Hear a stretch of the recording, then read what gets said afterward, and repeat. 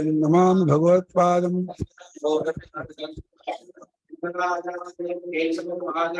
सूत्रभाष्ये भगवन्तौ पुनः पुनः श्रीमच्छंकर भगवत्पादेकं रुचिदानीं महामुनिमेदमेदान्तसारज्ञं सद्गुरुं सदाहं सम्प्रदायज्ञं श्रीन्द्रं सदाश्रयं सद्गुरुं सच्चिदानन्दं सदाचारं तमाश्रये श्री श्री सच्चिदानन्देन्द्र सरस्वती महासद्गुरुभ्यो नमः। दृश्योऽपि स्वभक्तानां दृश्यो भवति यः सदा अचिन्त्य महिमानन्तम् आश्रये अभीष्टसिद्धे।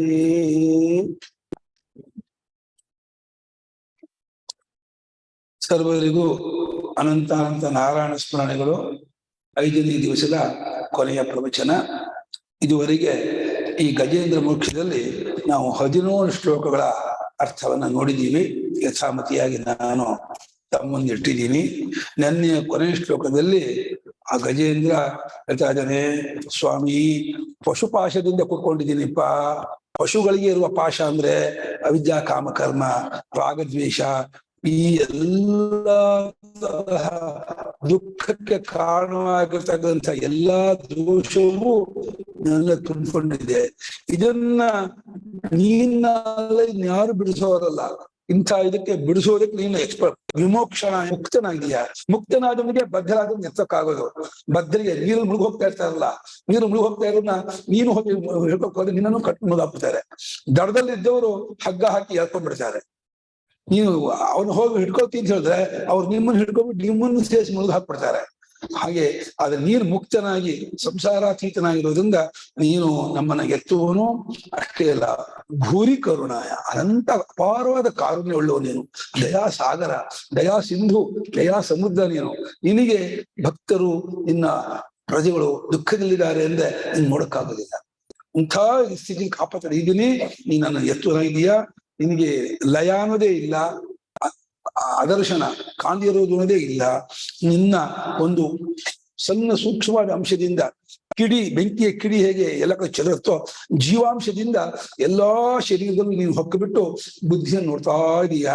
ಸರ್ವಶರೀರ ತೋರು ಬಂದವನಾಗಿದೀಯಾ. ಅಂತಹ ಪ್ರತ್ಯಕ್ ದೃಷ್ಟಿಯನ್ನು ಹೊಂದಿರತಕ್ಕಂತಹ ಭಗವಂತನು ಷಡ್ಗುಣೈಶ್ವರ್ಯ ಸಂಪನ್ನನಾಗಿರ್ತಕ್ಕಂತಹ ಬೃಹತೇ ವ್ಯಾಪಕನಿಗೆ ನಮಸ್ಕಾರ ಅಂತ ಎನ್ನೆಯ ಕೊನೆಯ ಶ್ಲೋಕದ ಸಾರಾಂಶ. ಇವತ್ತು ಶ್ಲೋಕ ಹೇಳ್ಕೊಡ್ತೀನಿ, ಹೇಳಿ. ಆತ್ಮಾತ್ಮಜಾಪ್ತ ಗೃಹವಿತ್ತ ಜನೇಷು ಶಕ್ತೈಃ ದುಷ್ಪ್ರಾಪಣಾಯ ಗುಣಸಂಗ ವಿವರ್ಜಿತಾಯ ಮುಕ್ತಾತ್ಮಭಿಃ ಸ್ವಹೃದಯೇ ಪರಿಭಾವಿತಾಯ ಜ್ಞಾನಾತ್ಮನೇ ಭಗವತೆ ನಮ ಈಶ್ವರಾಯ. ಸ್ವಾಮಿ, ತಾವು ಇಂಥವರು ಯಾರು ಆತ್ಮ ಅಂದ್ರೆ ಇಲ್ಲಿ ಶರೀರ, ಇಂದ್ರಿಯ, ಮನಸ್ಸು, ಬುದ್ಧಿ, ಪ್ರಾಣ ಇದೆಷ್ಟಕ್ಕೂ ಆತ್ಮ ಅಂತ ಅಂದ್ರೆ ಕಲ್ಪಿತವಾದ ಆತ್ಮ. ಅದು ಮುಖ್ಯವಾಗಿ ದೇಹವನ್ನು ಶುರು ಮಾಡಿದ್ದಾರೆ. ದೇಹದಲ್ಲಿ ಯಾರು ಮುಳುಗಿರ್ತಾರೋ ಆತ್ಮ. ಆತ್ಮಜ ಅಂದ್ರೆ ಮಕ್ಕಳು, ತನ್ನ ಮಕ್ಕಳು ಮುಳುಗಿದವರು. ಮತ್ತು ಆಪ್ತರು ಅಂದ್ರೆ ತಮ್ಗೆ ತುಂಬಾ ಬೇಕಾದಂತಹ ಸ್ನೇಹಿತರು, ಗೆಳೆಯರು. ಆಮೇಲೆ ಗೃಹ, ಮನೆಗೆ ಅಂಟುಕೊಂಡವರು.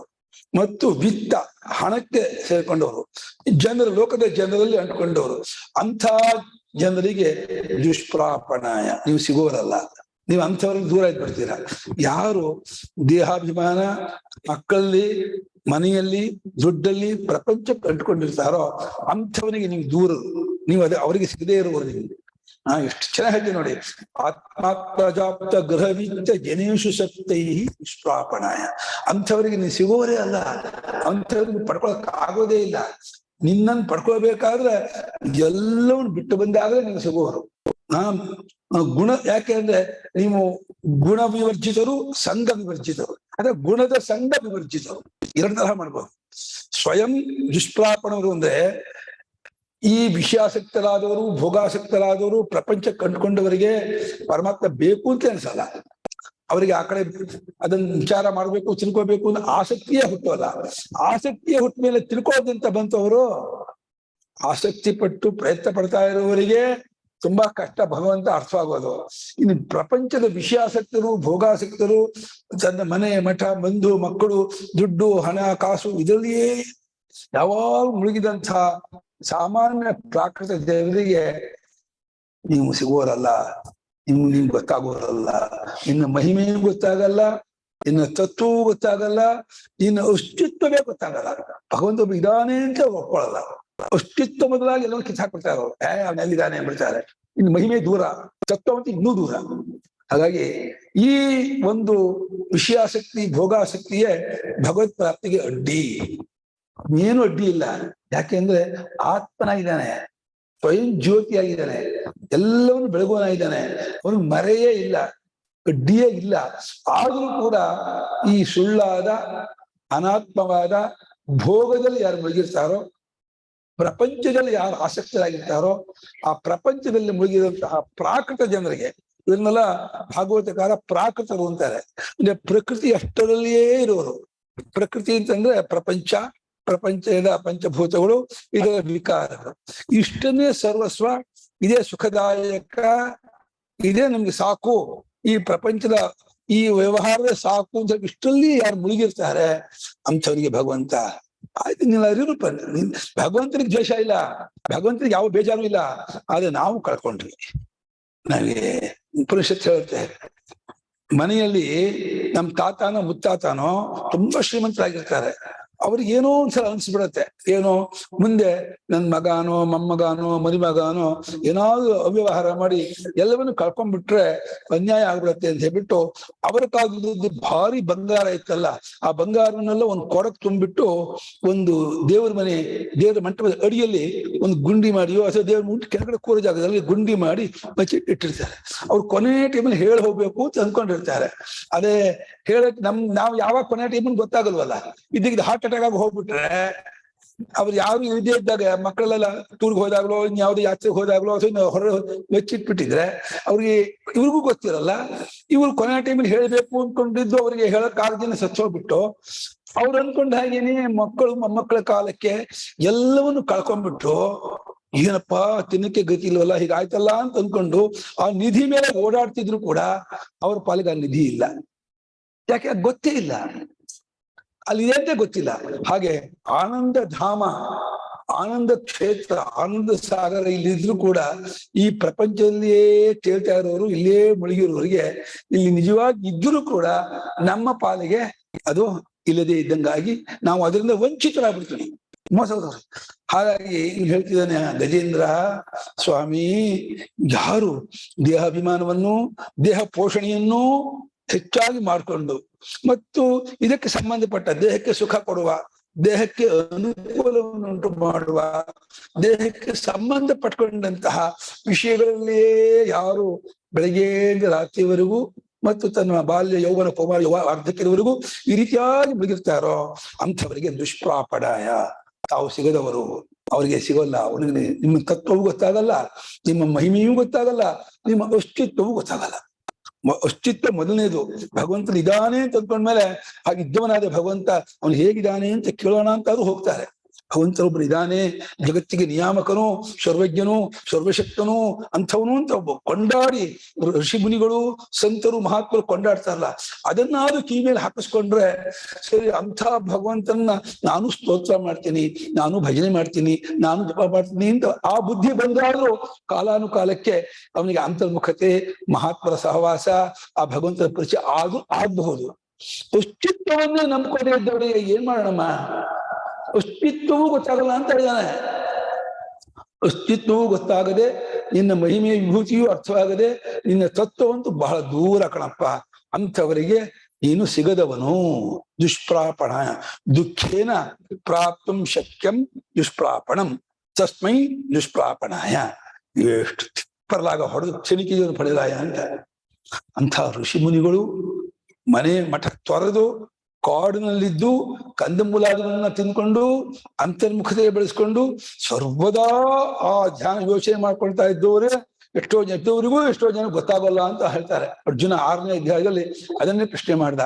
ಭಗವಂತ ನೀನೇನೋ ಒಂದು ಯೋಗ ಹೇಳ್ದ, ಧ್ಯಾನ ಯೋಗವನ್ನು ಹೇಳಿದೆ, ಆದ್ರೆ ಯೋಯಂ ಯೋಗ ಸ್ವಯಾ ಪ್ರೋಕ್ತ ಕಾಮ್ಯೇನ ಮಧುಸೂದನ ಏತಸ್ಯಾಹಂ ನ ಪಶ್ಯಾಮಿ ಚಂಚಲತ್ವ ಸ್ಥಿತಿಂಸ್ಥಿರಾಂ ಚಂಚಲಂ ಹಿ ಮನಃ ಕೃಷ್ಟ ಅಂತ ಹೇಳ್ಬಿಟ್ಟು ಕೊನೆಗೆ ಅವನಿಗೆ ಕಚ್ಚಿದೆ ಅದಲ್ಲ ಅವನ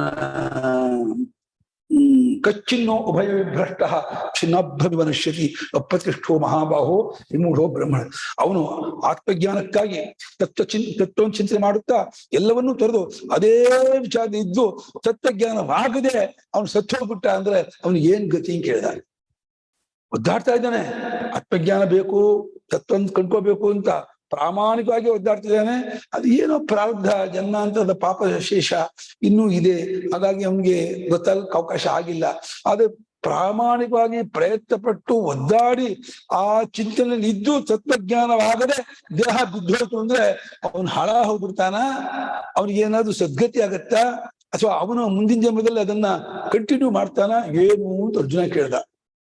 ಭಗವಂತ ಹೇಳ್ದ, ನೈಕವನ್ನ ಪಾರ್ಥನೈವೇಹ ನಾಮುತ್ರ ವಿನಾಶಸ್ತಸ್ಯ ವಿದ್ಯತೆ ನಹಿ ಕಲ್ಯಾಣ ಕಶ್ಚಿತ್ ದುರ್ಗತಿಂ ತಾತ ಗಚ್ಚತಿ ಹೇಳ್ಬಿಟ್ಟು ಪೂರ್ವಾಭ್ಯಾಸೇನ ತೇನೈವ ಕ್ರಿಯತೆ ಹ್ಯವಶೋಪಿ ಸಹ ಜಿಜ್ಞಾಸ ಯೋಗಸ್ಯ ಶಬ್ದ ಬ್ರಹ್ಮಾತಿ ವರ್ತನೆ. ಭಗವಂತ ಏನೋ ನನ್ನ ಚಿಂತನೆ ಮಾಡಿ ನನ್ನ ಅನುಸಂಧಾನ ತೆಗೆದುಕೊಂಡು ನನ್ಗಾಗಿ ಜೀವನವನ್ನು ಹಾಳುಗೊಳ್ಳುವ ಒದ್ದಾಟವನ್ನು ಹಾಳ ಹಾಕ್ತಾರನೋ, ಖಂಡಿತ ಎಲ್ಲ ಕಣೋ. ಅವನು ಇದಕ್ಕಿಂತ 3 ಪಟ್ಟು ಉತ್ತಮವಾದಂತಹ ಲೋಕಕ್ಕೆ ಹೋಗಿ ಉತ್ತಮವಾದ ಜನ್ಮ ಪಡ್ಕೊಂಡು ಬರೀತಾರೆ. ಅಥವಾ ಯೋಗಿನಾಮೇವ ಕುಲೇ ಭವತಿ ಧೀಮತಾಂ. ಅದು ಶಂಕರಾಚಾರ್ಯ ಬರೀತಾರೆ, ಅಥವಾ ಅಂದ್ರೆ ದರಿದ್ರಾಣಾಂ ಕುಲೇ ಯೋಗಿನಾಂ ಕುಲೇ. ಬಡವರಾಗಿರುವ ಯೋಗಿಗಳ ಕುಲದಲ್ಲಿ ನಮ್ಮ ಪರಮಹಂಸರು ನಮ್ಮ ಸ್ವಾಮಿಗಳು ಅವರೆಲ್ಲ ದರಿದ್ರ ಕುಲ ಹುಟ್ಟಿದವರು, ಶ್ರೀಮಂತರಲ್ಲ. ಶುಚೀನಾಂ ಶ್ರೀಮತಾಂಗೇ ಯೋಗ ಭ್ರಷ್ಟೋ ಬಿಜಾಯ್ತಿ ಅಂತಂದ್ರೆ ಶ್ರೀಮಂತರ ಮನೇಲಿ ಹುಟ್ಟವರು. ಗೋಂದಾಳಿ ಮಹಾರಾಜರು ಶ್ರೀಮಂತರ ಮನೇಲಿ ಹುಟ್ಟಿದವರು. ವಿವೇಕಾನಂದರು ಅಜ್ಜನಕ್ಕಾಗಿ ತುಂಬಾ ಇತ್ತು, ತಂದೆ ಕಾಯಿ ಎಲ್ಲ ಕಳ್ಕೊಂಡ್ಬಿಟ್ಟು ಭಾರಿ ಬಡತನ. ಅವರು ಪರಮಹಂಸರು ಏನಾದ್ರು ಕೇಳ್ಕೊಂಡ್ ಕೇಳಿದ್ದಕ್ಕೆ ನಾನು ಐಶ್ವರ್ಯ ಕೇಳ್ಕೊಳ್ತೀನಿ ಅಂತ ಹೋದ್ರೆ ಅಲ್ಲಿ ಹೋಗ್ಲಿ ಸದ್ಬುದ್ಧಿ ಕೊಡು ಅಂತ ಕೇಳ್ಕೊಳ್ತಾ ಇದ್ರು. ಅಷ್ಟು ಐಶ್ವರ್ಯದ ಬಗ್ಗೆ ಬಹಳ ಕಷ್ಟ ಇತ್ತು, ಅದಕ್ಕೆ ಕೇಳೋದ್ ಮನಸ್ಸು ಬರಲಿಲ್ಲ. ಅಂದ್ರೆ ಆ ಯೋಗಿಗಳು ಇಂಥ ಅವನ್ ಭಗವಂತ ಬಡತನ ಮೇಲೆ ಹುಟ್ಟಿಸ್ತಾನೆ ಯೋಗಿಗಳು. ಯಾಕೆ ಅಂದ್ರೆ ಶ್ರೀಮಂತ ಮೇಲೆ ಹುಟ್ಟುಬಿಟ್ರೆ ಮತ್ತೆ ಭೋಗದ ಕಡೆಗೆ ಮತ್ತೆ ವಿಷಯ ಕಡೆಗೆ ಹೋಗ್ಬಿಡ್ಬೋದು, ದಾರಿ ತಪ್ಪಿಡ್ಬೋದು ಅಂತ ಹೇಳಿ ಅವನಿಗೆ ಅದನ್ನು ಕೊಡಲ್ಲ ಭಗವಂತ. ಇಲ್ಲಿದ್ದು ನನ್ನನ್ನ ನೀನು ಚಿಂತನೆ ಮಾಡಿ ಅನುಸಂಧಾನ ಮಾಡಿ ಬೇಗ ನನ್ನನ್ನು ಮುಟ್ಟುವನಾಗು ಅಂತ ಹೇಳಿ ಭಗವಂತ ಅನುಗ್ರಹ ಮಾಡಿ ಉದ್ದೇಶಪೂರ್ವಕವಾಗಿ ದರಿದ್ರಾಣಾಂ ಕುಲೇ ಶಂಕರಾಚಾರ್ಯ ಬರೀತಾರೆ ಅಥವಾ ಯೋಗಿ ರಾಮನಕ್ಕೆ. ಅದು ಮಹತ್ವದು. ಆದ್ರೆ ಯಾರು ಬಾಹ್ಯಾಸಕ್ತಿ, ವಿಷಯಾಸಕ್ತಿ, ಭೋಗಾಸಕ್ತಿ, ಲೌಕಿಕ, ರಾಜಕೀಯ, ಬರೀ ಪ್ರಪಂಚದ ಈ ಜಂಜಾಟದಲ್ಲಿಯೇ ಇರ್ತಾರೋ ಅಂಥವನಿಗೆ ದುಷ್ಪ್ರಾಪಣಾಯ ಪಡೆಯುವುದಕ್ಕೆ ಆಗದೇ ಇರತಕ್ಕಂಥವ್ ನೀನು ಏನ್ ಮಾಡುದು ಸಿಗದೇ ಇರತಕ್ಕವನಾಗಿದ್ದೀಯಾ. ಮತ್ತು ನೀನು ಗುಣಸಂಗ ವಿವರ್ಜಿತಾಯ, ಗುಣಗಳನ್ನೂ ಬಿಟ್ಕೊಂಡು ಬಂದಿದೆಯಾ. ಗುಣಗಳ ಸಂಘವೂ ಇಲ್ಲ. ಗುಣ ಅಂದ್ರೆ ಸತ್ವಗುಣ, ರಜೋಗುಣ, ತಮೋಗುಣ. ಅದರ ಸಂಘ ಅಂದ್ರೆ ಸತ್ವಾತ್ ಸಂಜಾಯಿತೆ ಜ್ಞಾನಂ ರಜಸೋ ಲೋಭ ಏವಚ ಪ್ರಮಾದ ಮೋಹೋ ತಮಸಃ ಅವತೋ ಅಜ್ಞಾನಮೇವಚ ಅಂತ ಗೀತೆಯಲ್ಲಿ ಆಯಾ ಗುಣಸಂಖ್ಯೆಗಳು ಏನೇನಾಗತ್ತೆ ಅಂತ. ಸುಖ ಸಂಜ್ಞೇನ ಬಧ್ನಾತಿ ಜ್ಞಾನ ಸಂಜ್ಞೇನ ಚಾನಘ. ಸತ್ವಗುಣದಿಂದ ಈ ಸುಖ ಸಂಘದಿಂದಲೂ ಜ್ಞಾನ ಸಂಘದಿಂದ ಸುಖ ಕೊಡ್ತಾನೆ, ಅದು ಒಂದು ಬಂಧನವಾಗತ್ತೆ. ಈ ಶುದ್ಧ ಸಾತ್ವಿಕ ಕಡೆ ಹೋಗ್ಬೇಕು ಅಂತ. ಪರಮಾತ್ಮನು ಗುಣ ಅತೀತನು, ಗುಣ ಸಂಬಂಧ ರಹಿತನು, ಯಾವ ಸಂಘವನ್ನು ಯಾವ ಅಂಟನ್ನು ಇಟ್ಕೊಂಡಿಲ್ಲ. ಅಂಥ ಪರಮಾತ್ಮ ಅಂತ ನಾವು ಹೇಗೆ ಹೋಗ್ಬೇಕು? ನಾವು ಆ ರೀತಿಯಾಗಿ ಹೋಗ್ಬೇಕು. ನಾವು ಸಂಘ ಇಟ್ಕೊಂಡು ಹೋದ್ರೆ ಅವನು ಸಿಗೋವನಲ್ಲ. ನಿನ್ ಬಾಲ ಎಲ್ಲ ಮುಚ್ಚಿಟ್ಕೊಂಡು ಬಂದ್ರೆ ನನ್ನ ಹತ್ರ ಬರ್ಬೋದು ಕಣೋ, ನಿನ್ ಬಾಲನೆಲ್ಲ ಸುತ್ಕೊಂಡು ಬಂದ್ರೆ ನನ್ನ ಹತ್ರ ಎಂಟ್ರಿ ಇಲ್ಲ ಕಣೋ, ಪ್ರವೇಶ ಇಲ್ಲ ಕಣೋ. ನಿನ್ ಬಾಲ ಪ್ರಪಂಚದ ಇಟ್ಟು ನೀನು ಒಬ್ಬನೇ ಬಾ ಅಂತಾನೆ. ನೀನೊಬ್ಬನೇ ಬಂದ್ರೆ ನಾನು ನಿನ್ನ ಕರ್ಕೊಳ್ತೀನಿ. ನೀ ಎಲ್ಲನೂ ಸೇರಿಸ್ಕೊಂಡು ನನ್ನ ಭೋಗ, ನನ್ನ ಉಪಕರಣಗಳು, ಸಂಪತ್ತುಗಳು, ಈ ವಿಷಯ ಎಲ್ಲವನ್ನೂ ಸೇರಿಸ್ಕೊಂಡು ಬಂದ್ರೆ ನಾನು ಹೆಂಗ್ ಸೇರಿಸ್ಕೊಳ್ಳು? ನನ್ನ ಸ್ವಭಾವ ಅದ ಅಲ್ಲ ಕಣೋ, ಅದಕ್ಕೆ ಅದು ಮ್ಯಾಚ್ ಆಗಲ್ಲ, ಬರೋಕ್ಕಾಗಲ್ಲ ಅಂತ ಇರುತ್ತೆ. ಹಾಗಾಗಿ ಸ್ವಯಂ ಪರಮಾತ್ಮನು ಗುಣ ವಿವರ್ಜಿತನು, ಸಂಘ ವಿವರ್ಜಿತನು ಮತ್ತು ಗುಣಗಳ ಸಂಘ ವಿವರ್ಜಿತನು. ಎರಡು ತರ ಅರ್ಥ ಮಾಡ್ಬೋದು. ಪೃಥಕ್ ಅನ್ವಯ ಮಾಡ್ಬೋದು, ಸೇರಿಸಿ ಕೂಡಿಸಿಯೂ ಅನ್ವಯ ಮಾಡ್ಬೋದು. ಗುಣಗಳ ಸಂಘ, ಸಂಘಗಳಿಂದ ವಿವರ್ಜಿತನು ಅಂತ. ಗುಣಗಳಿಂದ ವಿವರ್ಜಿತನು, ಸಂಘ ಅಂದ್ರೆ ಅಂಟು, ವಿಷಯ ಸಂಬಂಧ, ಅದನ್ನು ಹೊಂದಿದವನು, ಅಸಂಗನು ಅವನು. ಅಸಂಗೋಹ್ಯಂ ಪುರುಷ ಅಂತ ಪುರುಷತ್ವದಲ್ಲಿ ಪರಮಾತ್ಮನು ಅಸಂಗನು, ಯಾವುದಕ್ಕೂ ಅಂಟಲ್ಲನು ಅಂತ ಅಲ್ಲ. ಪರಮಾತ್ಮನ ಕಾರ್ಯವಾದ ಆಕಾಶವೇ ಯಾವುದಕ್ಕೂ ಅಂಟ್ಕೊಳ್ಳುವಂತೆ. ಅದು ಪರಮಾತ್ಮ ಹುಟ್ಟಿದ್ದು ಕಾರ್ಯ. ಅದೇ ಯಾವ್ದು ಕೊಂಡ್ಕೊಳ್ಳುವಂತೆ ಆಕಾಶಕ್ಕೂ ಕಾರಣ ಆದಂತ ಪರಮಾತ್ಮ ಯಾವ್ದಕ್ಕೆ ಕಂಡುಕೊಳ್ತಾನೆ? ಯಾವ್ದು ಕೊಂಡ್ಕೊಳ್ಳ. ಹಾಗಾಗಿ ಗುಣಸಂಗ ವಿವರ್ಜಿತನು ಅಂತ ಹೇಳಿ ಗಜೇಂದ್ರ ನೀನ್ ಅಂಥವನು ಅಂತ ಹೇಳ್ತಾ, ಇಂಥವನಾದ ನಿನ್ನನ್ನ ಈ ರೀತಿಯಾಗಿ ಇಟ್ಕೊಂಡವರು ಎಂತಾನೆ ಪಡ್ಕೊಳ್ತಾರೆ ಪರಮಾತ್ಮ. ಆತ್ಮಾತ್ಮಜಾಪ್ತ ಗ್ರಹವಿತ್ತ ಜನೇಶು ಶಕ್ತೈ ದುಷ್ಪ್ರಾಪಣ ಸಿಗೋಲ್ಲ ಅಂತ ಅಂದ್ರೆ ಏನಾಯ್ತು? ನಾವು ಭಗವಂತನನ್ನೇ ಮುಟ್ಟಬೇಕು, ಪಡಿಬೇಕು ಅಂತಂದ್ರೆ ಇದನ್ನ ಕಳ್ಸ್ಕೊಳಕ್ ಪ್ರಯತ್ನ ಪಡಬೇಕು, ಇದರ ಸಂಬಂಧವನ್ನು ಬಿಟ್ಕೋಬೇಕು. ನಾವು ಭಗವಂತನ ಹೇಗಿದಾನೋ ನಾವು ಆ ರೀತಿಯಾಗಿ ನಮ್ಮನ್ನ ನಾವು ಟ್ರೈನ್ ಅಪ್ ಮಾಡ್ಕೊಂಡು ನಾವು ಯಾವುದಕ್ಕೂ ಅಂಟ್ಕೊಳ್ಳದೆ, ಯಾವುದಕ್ಕೂ ವಿಕಾರವಾಗದೆ, ಯಾವ ಸಂಘವನ್ನು, ಅಭಿಮಾನವನ್ನು, ಯಾವ ಮೋಹವನ್ನು ಇಟ್ಕೊಳ್ಳದೇನೆ ಪ್ರಾಮಾಣಿಕವಾಗಿ ಅಂತರ್ಮುಖತೆಯನ್ನು ಬೆಳೆಸ್ಕೊಂಡು ನಾವು ಆತ್ಮಚಿಂತನೆಯಲ್ಲಿ ಮುಳುಗಿದವರಾದ್ರೆ ಭಗವಂತ ನಮಗೆ ಸಿಗುವನಾಗಿದ್ದಾನೆ. ಹಾಗಾಗಿ ಇವರಿಗೆ ದುಷ್ಪ್ರಾಪಣ ಅಂತ ಹೇಳುತ್ತಾ ಇದನ್ನು ಬಿಟ್ಟವರಿಗೆ ಸಿಗ್ತಾನೆ ಅಂತ ಅರ್ಥಾದರ್ಥದಿಂದ ತಿಳಿಸ್ತಾ ಇದ್ದಾನೆ ಗಜೇಂದ್ರ. ಇವರಿಗೆ ಸಿಗೋಲ್ಲ ಅಂದ್ರೆ ಹಾಗಾದ್ರೆ ಇದನ್ನ ಬಿಟ್ಟವರು ಸಿಗ್ತಾನೆ ಅಂತ ಅರ್ಥ. ಅಷ್ಟೇ ಇಲ್ಲ, ಮುಂದೆ ಉತ್ತರ ಹೇಳ್ತಾನೆ, ಮುಕ್ತಾತ್ಮಭಿಹಿ, ಈ ಎಲ್ಲರಿಂದಲೂ ಯಾರು ಮುಕ್ತರೋ, ಆತ್ಮ ಅಂದ್ರೆ ಅಂತಃಕರಣ, ಈ ಬಂಧಕ್ಕೆ ಕಾರಣವಾಗಿರುವ ಈ ಪ್ರಾಪಂಚಿಕ ವಿಷಯಾಸಕ್ತಿಯಿಂದ ಯಾರು ಬಿಡುಗಡೆ ಹೊಂದಿದ ಅಂತಃಕರಣವನ್ನು ಹೊಂದಿದ್ದಾರೋ, ಮುಕ್ತ ಆತ್ಮ ಯೈಹಿತೆ ಮುಕ್ತಾತ್ಮಾನಃ ತೈಹಿ ಮುಕ್ತಾತ್ಮ. ಮುಕ್ತ ಬಿಡುಗಡೆ ಹೊಂದಿದ ಆತ್ಮ ಅಂದ್ರೆ ಅಂತಃಕರಣ ಅಂತ. ಯಾರಿಂದಲೋ ಅಂದ್ರೆ ಯಾರ ಅಂತಃಕರಣವು ಪ್ರಾಪಂಚಿಕ ಎಲ್ಲಾ ವಿಷಯಾಸಂಗದಿಂದಲೂ ಕನೆಕ್ಷನ್ ತಪ್ಪಿಸ್ಕೊಂಡಿದ್ಯೋ, ಬಿಟ್ಕೊಂಡಿದೆಯೋ ಅಂಥ ಮುಕ್ತಾತ್ಮರಾಗಿರ್ತಕ್ಕಂಥ ಯತಿಗಳು ಅಥವಾ ಯೋಗಿಗಳು ಅಥವಾ ಅಂತರ್ಮುಖ ಜಿಜ್ಞಾಸುಗಳು ಅವರು ಸ್ವಹೃದಯ, ತಮ್ಮ ಹೃದಯದಲ್ಲಿಯೇ ಪರಿಭಾವಿತ, ಪರಿಯಲ್ಲಿ ಸಮಂತ ಎಲ್ಲಾ ಕಡೆಯಿಂದಲೂ ಅಯ್ಯೋ ಅಲ್ಲಿ ನೋಡಿದರು ರಾಮ, ಇಲ್ಲಿ ನೋಡಿದರು ರಾಮ, ಎಲ್ಲೆಲ್ಲಿ ನೋಡಿದರು ಶ್ರೀ ರಘುರಾಮ ಅಂತ ಹೇಳಿ ಆ ಭಗವಂತನನ್ನ ಕಂಡ್ಕೊಳ್ಳೋಕ್ಕೂ ಒಂದು ದಿವ್ಯ ಚಕ್ಷುಷ್ ಬೇಕು, ದಿವ್ಯ ದೃಷ್ಟಿ ಬೇಕು. ಆ 11ನೇ ಅಧ್ಯಾಯದಲ್ಲಿ ಅರ್ಜುನ, ಸ್ವಾಮಿ ನಿನ್ನ ವಿಶ್ವರೂಪವನ್ನು ನೋಡ್ಬೇಕು, ನನ್ಗೆ ಬಹಳ ಆಸೆ ಆಗ್ತಾ ಇದೆ, ನಾನು ನೋಡ್ಬಹುದಾ, ನಾನು ನೋಡೋಕ್ ಆಗತ್ತೆ ಅಂತ ಅನ್ನೋದಾದ್ರೆ ನನ್ ತೋರ್ಸು, ನಾನು ನೋಡ್ಬೇಕು ಅಂತ ತುಂಬಾ ಆಸೆ ಇದೆ. ಇಲ್ಲ ಕೂಡ ನೋಡೋಕ್ ಆಗಲ್ಲ, ನಿಂಗೆ ಎಲಿಜಿಬಿಲಿಟಿ ಇಲ್ಲ, ಸಾಮರ್ಥ್ಯ ಇಲ್ಲ, ನಾನು ಬಿಟ್ಬಿಡ್ತೀನಿ, ನಿಂಗೆ ಬೇಡ ಅಂದ್ರೆ ನೋಡೋದು. ಅದು ನೀನ್ ನೋಡಬಹುದು, ನಿಂಗೆ ನೋಡೋಕ್ ಆಗತ್ತೆ ಅಂತ ಅನ್ನೋದಾದ್ರೆ ನೀನ್ ತೋರಿಸ್ತೀಯಾ, ನಾನು ನೋಡ್ತೀನಿ ಅಂತ ಆಸೆ ಪಟ್ಟ. ಅರ್ಜುನ ಆಸೆ ಪಟ್ಟ ಅಂದ್ರೆ ಭಗವಂತನಿಗೆ ಎಷ್ಟು ಭಕ್ತೋಸಿಮೆ ಸಖಾಚೇತಿಯಿಂದ ನನ್ನ ಅತ್ಯಂತ ಭಕ್ತ, ನನ್ನ ಗೆಳೆಯ, ನೀನ್ ಅಪೇಕ್ಷೆ ಪಟ್ಟ ನಾನು ತೋರಿಸ್ದೇ ಇರ್ತೀನ, ಕೊಡದೇ ಇರ್ತೀನ, ನಿನ್ ಆಗದೆ ಇರೋ ಹಾಗೆ ಮಾಡ್ತೀನ. ದಿವ್ಯಂ ದದಾಮಿಚೆ ಚಕ್ಷು, ಒಂದು ದಿವ್ಯ ಚಕ್ಷುಸ್ಸನ್ನು ಕೊಡ್ತೀನಿ, ದಿವ್ಯ ದೃಷ್ಟಿ ಕೊಡ್ತೀನಿ, ಅದ್ರನ್ನ ನೋಡು. ಈ ಪ್ರಾಕೃತವಾದ ಚಕ್ಷಸ್ಸಿನ ನೋಡೋಕ್ ಆಗಲ್ಲ ಅಂತ ಹೇಳಿ ಪರಮಾತ್ಮ ದಿವ್ಯ ಚಕ್ಷುಸ್ಸನ್ನು ಕೊಟ್ಟ ಅಂತ.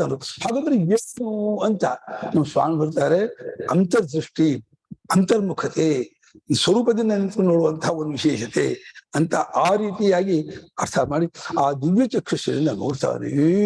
ಸರ್ವತಃ ಪಾಣಿಪಾದಂತ ಸರ್ವತೋಕ್ಷಿ ಶಿರೋಮುಖಂ ಸರ್ವತಃ ಶ್ರುತಿ ಮಲ್ಲೋಕೆ ಸರ್ವಮಾವೃತ್ಯ ತಿಷ್ಠತಿ ಸರ್ವೇಂದ್ರಿಯ ಏನು ಜಾವಾ ಪೃಥಿವ್ಯೋರ್ಜಮಂತರನ್ಹಿ ವ್ಯಾಪ್ತಂ ತ್ವಯೈಕೇನ ದಿಶಶ್ಚ ಸರ್ವಾಹ. ಏನ್ ವರ್ಣನೆ ಮಾಡ್ತಿದ್ದಾನೆ ಅರ್ಜುನ, ಪಾ ಸ್ವಾಮಿ ನಿನ್ನ ಪಾದ ಇಲ್ಲಿದ್ದ ನಿನ್ನ ತಲೆ ಜುಲೋಕಕ್ಕೆ ಹೋಗಿದೆ, ನಿನ್ನ ರೂಪ ಎಂಥ ಉಗ್ಗದ ಕರಾಳಾಂಚತೆ ಮುಖಾನಿ ದೃಷ್ಟೈವ ಕಾಲಾನಲಸನ್ನಿಭ. ಪ್ರಳಯ ಕಾಲದ ಮುಖದಂತೆ ಬೆಂಕಿ ಉಗಿತಾ ಇದೆ ಬಾಯಿಂದ, ಹೊರ ಬೆಂಕಿ. ಸೂರ್ಯಚಂದ್ರಲ್ಲ ಅದು ಒಳಗೆ ಕಾಣ್ತಾ ಇದ್ದಾರೆ. ಆ ವಿಶ್ವರೂಪದ ಒಳಗೆ ಸೂರ್ಯಚಂದ್ರರು, ನಕ್ಷತ್ರಗಳು, ಗ್ರಹಗಳು, ಎಲ್ಲಾ ದೇವತೆಗಳು, ಎಲ್ಲಾ ಲೋಕಗಳು ಅಷ್ಟು ಕಾಣ್ತಾ ಇದ್ದಾರೆ.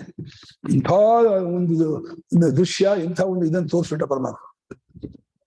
ಅಷ್ಟರ ಮಟ್ಟಿನ ಒಂದು ಸಂಸ್ಕಾರವನ್ನು ಹೊಂದಿದವರಾದರೆ ನಮಗೂ ನಾವು ನೋಡ್ಬೋದು. ಕೊನೆಯಲ್ಲಿದೆ ಏನ್ ಹೇಳ್ದ, ಭಕ್ತ್ಯಾ ತ್ವನನ್ಯ ಶಕ್ಯ ಅಹಮೇವಂ ವಿಧೋರ್ಜುನ ಜ್ಞಾತುಂ ದ್ರಷ್ಟುಂಚ ತತ್ವೇನ ಪ್ರವೇಷ್ಟುಂಚ ಪರಂತಪ ಅಂದ. ಮುಂಚೆ ಹೇಳ್ದ, ನವೇದ ಯಜ್ಞಾಧ್ಯಯನ ದಾನೈಹಿ ನ ಚ ಕ್ರಿಯಾಭಿಂ ನ ತಪೋಭಿರುಗ್ರೈಹಿ. ವೇದಾಧ್ಯಯನ, ಯಜ್ಞದ, ತಪಸ್ಸು ಯಾವ್ದನ್ನು ಈ ರೂಪ ನೋಡಕ್ಕಾಗಲ್ಲ ಕಣೋ, ಆಗ ಎಂಥದ್ದು ನೋಡಕ್ಕಾಗಲ್ಲ ಅಂತ ಹೇಳ್ಬಿಟ್ಟು ಭಕ್ತಿ ಅದು ಅನನ್ಯ ಶಕ್ಯ, ಅನನ್ಯವಾದ ಭಕ್ತಿ. ಅರ್ಜುನಂಥ ಭಕ್ತಿ ಅಂತ ಅನ್ಕೊಂಡ್ರೆ, ಅಕಾದಂತ ಭಕ್ತಿ ತಗೊಂಡ್ರೆ, ಆ ನಾರದರು ತಗೊಂಡ್ರಲ್ಲ, ನಾರದರು ವಿಶ್ವರೂಪಧರೋ ನಾರಾಯಣ ನಾರದ ವಾಚ ಅಂತ ನಾರದರು ಇದೇ ರೀತಿ ಕೇಳ್ಕೊಳ್ತಾರೆ, ನನಗೆ ನಿನ್ನ ವಿಶ್ವರೂಪ ನೋಡ್ಬೇಕು ಅಂತ ಆಸೆ ಆಗ್ತಾ ಇದೆ ನಾರಾಯಣ, ನನ್ಗೆ ತೋರಿಸು ಅಂತ. ಅಲ್ಲಿ ಹೇಳ್ತಾರೆ, ಅರ್ಜುನ ನೋಡಿದ್ರೆ ಏಕದೇಶವಂತೆ, ಅರ್ಜುನ ಎಷ್ಟು ವ್ಯಾಪಕವಾದಂತಹ ವಿಷಯ ನೋಡಿದ್ನೋ ಅಷ್ಟ ಅಲ್ಲ ಅಂತಾರೆ ನಾರದ ನೋಡಿ. ಅದನ್ನ ನೋಡಿ ದಂಗು ಹೊಡೆದು ಹೋಗ್ಬಿಟ್ರು ನಾರದರು. ಒಬ್ಬ ಎಂಥ ರೂಪ ಇದು ಅಂತ ಅಲ್ಲಿ ಹೇಳ್ತಾನೆ ಭಗವಂತ, ಮಾಯಾ ಕೇಶ ಮಯಾ ಸೃಷ್ಟ ಯನ್ಮಾಂ ಪಶ್ಯಸಿ ನಾರದ ಸರ್ವಭೂತ ಗುಣೈರ್ಯುಕ್ತಂ ಮೈವಮ್ಮಾಂ ಜ್ಞಾತು ಮರಸಿ. ನಾನು ಈ ರೀತಿ ಸಗುಣ ಸಾಕಾರವಾಗಿ ಅನೇಕ ಗುಣಗಳನ್ನು ಕೂಡ್ಕೊಂಡವನಾಗಿರೋದೇ ನನ್ನ ತತ್ವ, ನನ್ನ ಸ್ವರೂಪ, ಸ್ವಭಾವ ಅನ್ಕೋಬೇಡ. ನಾನು ಇದನ್ನು ಮೀರಿದವನಾಗಿದ್ದೀನಿ, ಇದನ್ನು ಅತೀತನಾಗಿದ್ದೀನಿ, ನನ್ನ ಪರತತ್ವ ಇದಕ್ಕಿಂತ ಮಿಗಿಲಾಗಿದೆ ಅಂತ ಅಲ್ಲಿ ಹೇಳ್ತಾನೆ. ಹಾಗಾಗಿ ಯಾರು ಮುಕ್ತಾತ್ಮರೋ, ಒಂದು ಮುಕ್ತಾತ್ಮರಾದವರಿಗೆ ಭಗವಂತ ತೋರ್ತಾನೆ ಅಂತಂದ್ರೆ, ಇವಾಗ ನಮ್ಗೆ ಏನ್ ಹೇಳ್ದಂಗಾಯ್ತು, ನಾವು ಭಗವಂತನ ಕಾಣಬೇಕು ಅನ್ನೋ ಅಪೇಕ್ಷೆ ಉಳ್ಳವರಾದರೆ ನಾವು ಕೂಡ ಸಮಸ್ತ ಬಂಧನವನ್ನು ಕಳ್ಸ್ಕೋಬೇಕು. ಎಲ್ಲವೂ ಬಂಧನ ನಮ್ಮ ತತ್ಕಾಲಕ್ಕೆ ಹಿತವಾಗಿ ಕಾಣುತ್ತೆ, ಹಿತವಾಗಿ ಪ್ರಿಯವಾಗಿ ಅನುಕೂಲವಾಗಿ ಕಾಣುತ್ತೆ. ಎಷ್ಟು ನಾವು ಹಿತವನ್ನ ಪ್ರಿಯವನ್ನ ಅಟ್ಟಿಸ್ಕೊಂಡು ಹೋಗ್ತೀವೋ ಅಷ್ಟು ತತ್ವ ದೂರ ಆಗ್ತೀವಿ, ಅಷ್ಟು ಇದನ್ನ ವಂಚಿತರಾಗ್ತೀವಿ. ಇಂದ್ರಿಯ ಸುಖಕ್ಕೆ, ದೈಹಿಕ ಸುಖಕ್ಕೆ, ಲೌಕಿಕವಾದಂತಹ ವಿಷಯಕ್ಕೆ ನಾವು ಅಂಟ್ಕೊಂಡಾಗ ನಮ್ಮ ಭಗವಂತ ದೂರ ಆಗ್ತಾರೆ. ಒಬ್ಬ ಪಾಶ್ಚಾತ್ಯ ವಿಜ್ಞಾನಿ ಒಂದು ಇಂಗ್ಲಿಷಲ್ಲಿ ಬಂದಿದ್ದಂತ, ನಾನು ಇಂಗ್ಲಿಷ್ ವಾಕ್ಯ ಬರಲ್ಲ, ವಿಷಯ ಹೇಳ್ತೀನಿ.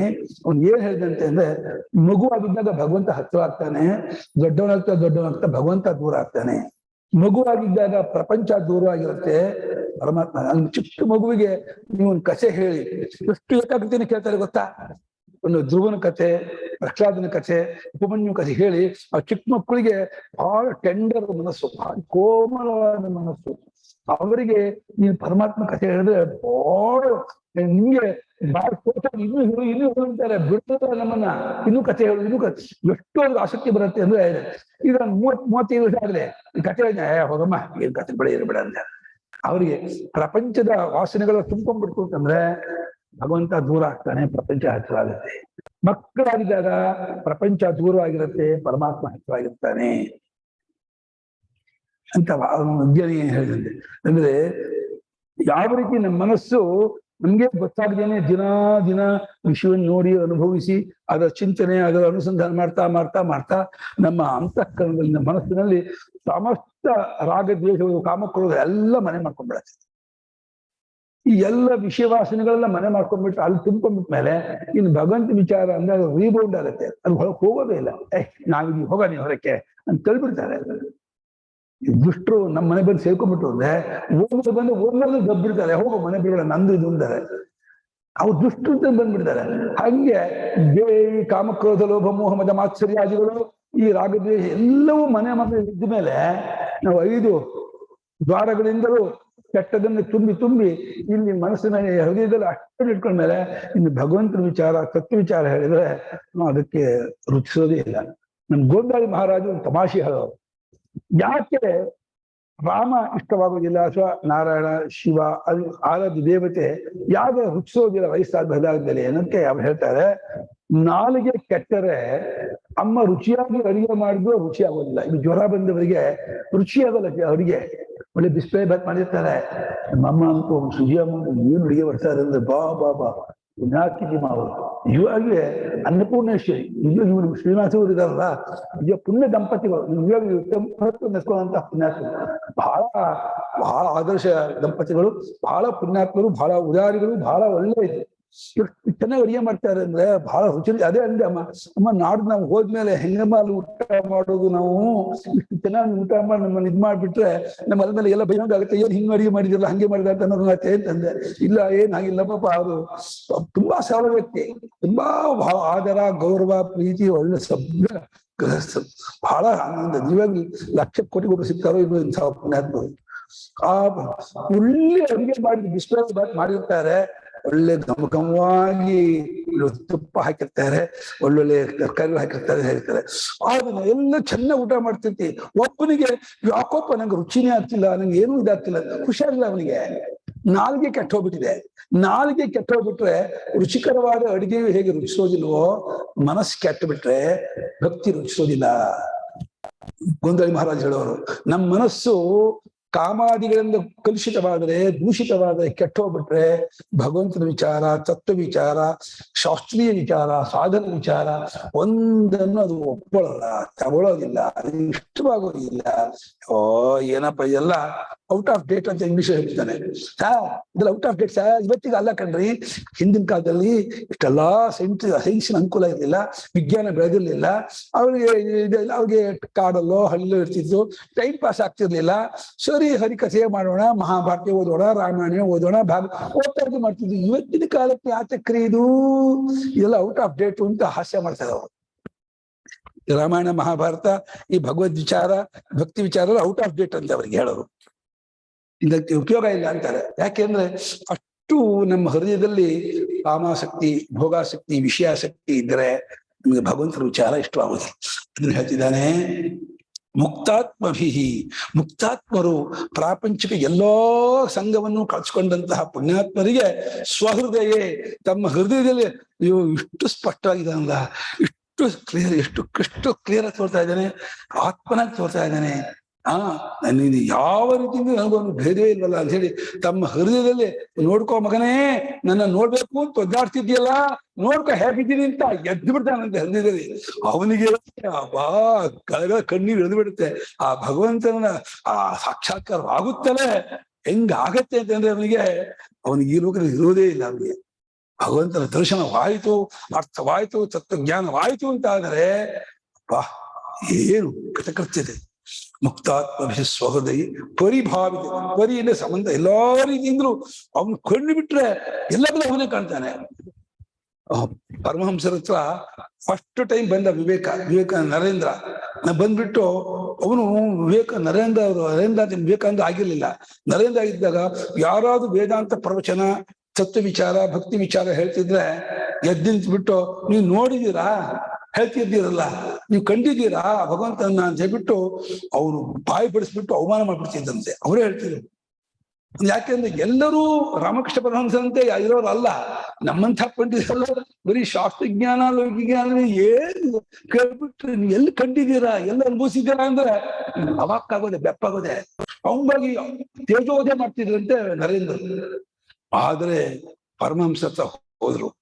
ಪರಮಹಂಸ ಹತ್ರ ಹೋದಾಗ ಅಲ್ಲೂ ಇದೇ ಪ್ರಶ್ನೆ ಮಾಡಿದ್ರೆ, ಏನ್ ಹೇಳ್ತಿದ್ಯಾ, ನಾನ್ ನಿನ್ನನ್ನು ನೋಡ್ತಾ ಇದ್ದೀನಿ ತಂದ್ಕೊಂಡಿದ್ಯಲ್ಲ, ಅದಕ್ಕಿಂತ ಚೆನ್ನಾಗಿ ನೋಡ್ತಾ ಇದ್ದೀನಿ ಪರಮಾತ್ಮನನ್ನ, ಏನ್ ಮಾತಾಡ್ತೀಯ ನೀನ್ ನೋಡ್ಬಿಟ್ರು. ಆ ಪಾಳ ಹೊಡೆದಂಗಾಯ್ತು ಅವರಿಗೆ. ನೋಡ್ದೀರಾ ಕೇಳಿದಕ್ಕೆ, ನನ್ನನ್ನು ನೋಡ್ತಾ ಇದ್ದೀರಾ ನೀನ್ ಅಂದ್ಕೊಂಡಿದ್ಯಲ್ಲ, ನರೇಂದ್ರನಾಥ ನನ್ನನ್ನ ನೀನ್ ನೋಡ್ತಾ ಇದ್ದೀರಾ, ನೀನ್ ಅಂದ್ಕೊಂಡಿದ್ಯಲ್ಲ, ಅದಕ್ಕಿಂತ ಚೆನ್ನಾಗಿ ನಾನು ನೋಡ್ತಾ ಇದ್ದೀನಿ ಕೂಡ ಅವನನ್ನ ಅಂತಂದ್ರು ಅವರು. ಅಪ್ಪ, ಈ ಒಂದು ಉತ್ತರ ಎಲ್ಲಿ ಸಿಗತ್ತೆ ಕಾಯ್ತಿದ್ರು. ಇಂಥ ಉತ್ತರ ಬರುತ್ತೆ ಜಗತ್ತಿನ. ಅಷ್ಟೇ ಅಲ್ಲ, ನಿನಗೂ ತೋರಿಸ್ತೀನಿ ಅಂದ್ರು.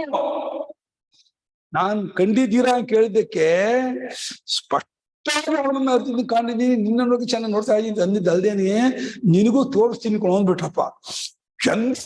ಅವರಿಗೆ ಹಬ್ಬ ಏನು ನೀವು ಹೇಳ್ತಿದ್ದಾರೆ ಅಂತ ಆ ವಾಣಿ ಇದೆಯಲ್ಲ, ಆ ಮಹಾತ್ಮರ ವಾಣಿ, ಆ ಮಾತು ನಾಟ್ಬಿಡ್ತು ಹೃದಯಕ್ಕೆ. ತಕ್ಷಣ ಕೈ ಹೀಗೆ ಬಂದ್ಬಿಡ್ತು. ಸ್ವಾಮಿ ನಿಂಗೆ ಎಷ್ಟು ಅವ್ರಿಗೆ ತುಂಬಾ ವಿದ್ಯಾವಂತರು, ತುಂಬಾ ಅವ್ರು ಓದಿ ಇದ್ ಮಾಡಿದ್ರು, ಬಹಳ ಪ್ರಚಂಡರು, ಮಹಾಬುದ್ಧಿವಂತರು, ಅವ್ರಿಗೆ ತುಂಬಾ ಅಭಿಮಾನವೂ ಇತ್ತು, ಬಹಳ ನಾನು ಅಂತ ನಂಗೆ ಸಂಶಯ ಇಲ್ಲ ಅಂತ. ಪರಮಹಂಸರ ಮುಂದೆ ಹೋದ್ಮೇಲೆ ಆ ಪ್ಲಾಸ್ಟಿಕ್ ಅನ್ನ ಬೆಂಕಿಗೆ ಹಾಕಿದ್ರೆ ಈ ಮುಟ್ಕೊಂಡ್ಬಿಡ್ತಲ್ಲ, ಚುಮ್ಕೊಂಡ್ಬಿಡ್ತು, ಹಂಗ್ ಮುಟ್ಕೊಂಡ್ಬಿಟ್ರು. ಏನು ಇಲ್ಲ, ನನ್ ಜೀರೋ, ಬಿಗ್ ಜೀರೋ. ಅವರು ತೋರಿಸುದು ಆಮೇಲೆ ನಿಜವಾಗಿ ಅವರಿಂದ ಎಂಥ ಒಂದು ದಿವ್ಯ ಒಂದು ಶಕ್ತಿಪಾತ, ಗ್ರಂಥಿಭೇದ ಅಂತ ಹೇಳ್ತಾರಲ್ಲ, ಅದು ಅವ್ರಿಗೆ ಬಿತ್ತು. ಆ ಪರಮಹಂಸರಿಂದ ಎದ್ದವರು ಮಹಾನುಭಾವರಾದರು.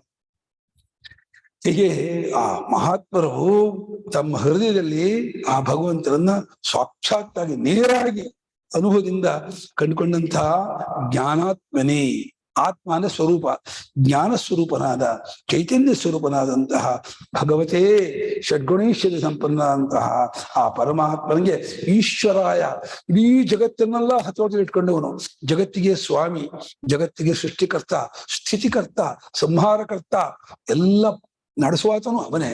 ಪ್ರತಿಯೊಬ್ಬರ ಜೀವರುಗಳ ಪುಣ್ಯ ಪಾಪ ತಕ್ಕಾಗೆ ಫಲ ಕೊಡುವಾತನು ಅವನೇ. ಒಂದು ಇರುವೆ ಇರ್ಬೋದು, ಸೊಳ್ಳೆ ಇರ್ಬೋದು, ಮನುಷ್ಯರು, ಪಶುಗಳು, ಪಕ್ಷಿಗಳು, ಪ್ರಾಣಿಗಳು, ದೇವತೆ, ಸಮಸ್ತ ಪ್ರಪಂಚದ ಎಲ್ಲಾ ಜೀವರಾಶಿಗಳ ಪುಣ್ಯ ಪಾಪಗಳ ಯಾವ ಕಾಲದಲ್ಲಿ ಏನ್ ಫಲ ಆಗ್ಬೇಕು ಅದಷ್ಟನ್ನು ಬಲ್ಲವನಾಗಿ ಅದನ್ನು ಕೊಡ್ತಾ ಇರುವಂತಹ ಮಹಾನುಭಾವ ಪರಮಾತ್ಮ. ಜ್ಞಾನಾತ್ಮನೇ, ಜ್ಞಾನ ಸ್ವರೂಪ, ಜ್ಞಪ್ತಿ ಸ್ವರೂಪ, ಚೈತನ್ಯ ಸ್ವರೂಪನಾದ ಪರಮಾತ್ಮನಿಗೆ, ಭಗವಂತನಿಗೆ ನಮಸ್ಕಾರ ಅಂತ ಹೇಳಿ ಇಷ್ಟು ಮಟ್ಟಿಗೆ ಸ್ತೋತ್ರ ಮಾಡಿ ಇನ್ನೊಂದು ಶ್ಲೋಕ ಹೇಳ್ತಾ ಇದ್ದಾನೆ. ಯಂ ಧರ್ಮ ಕಾಮಾರ್ಥ ವಿಮುಕ್ತಿ ಕಾಮಾಹ ಭಜಂತ ಇಷ್ಟಾಂ ಗತಿಮಾಪ್ನುವಂತಿ ಕಿಂತ್ವಾ ಶಿಶೋ ರಾತ್ಯಪಿ ದೇಹಮವ್ಯಯಂ ಕರೋತು ಮೇ ಅದಭ್ರದಯೋ ವಿಮೋಕ್ಷಣಂ.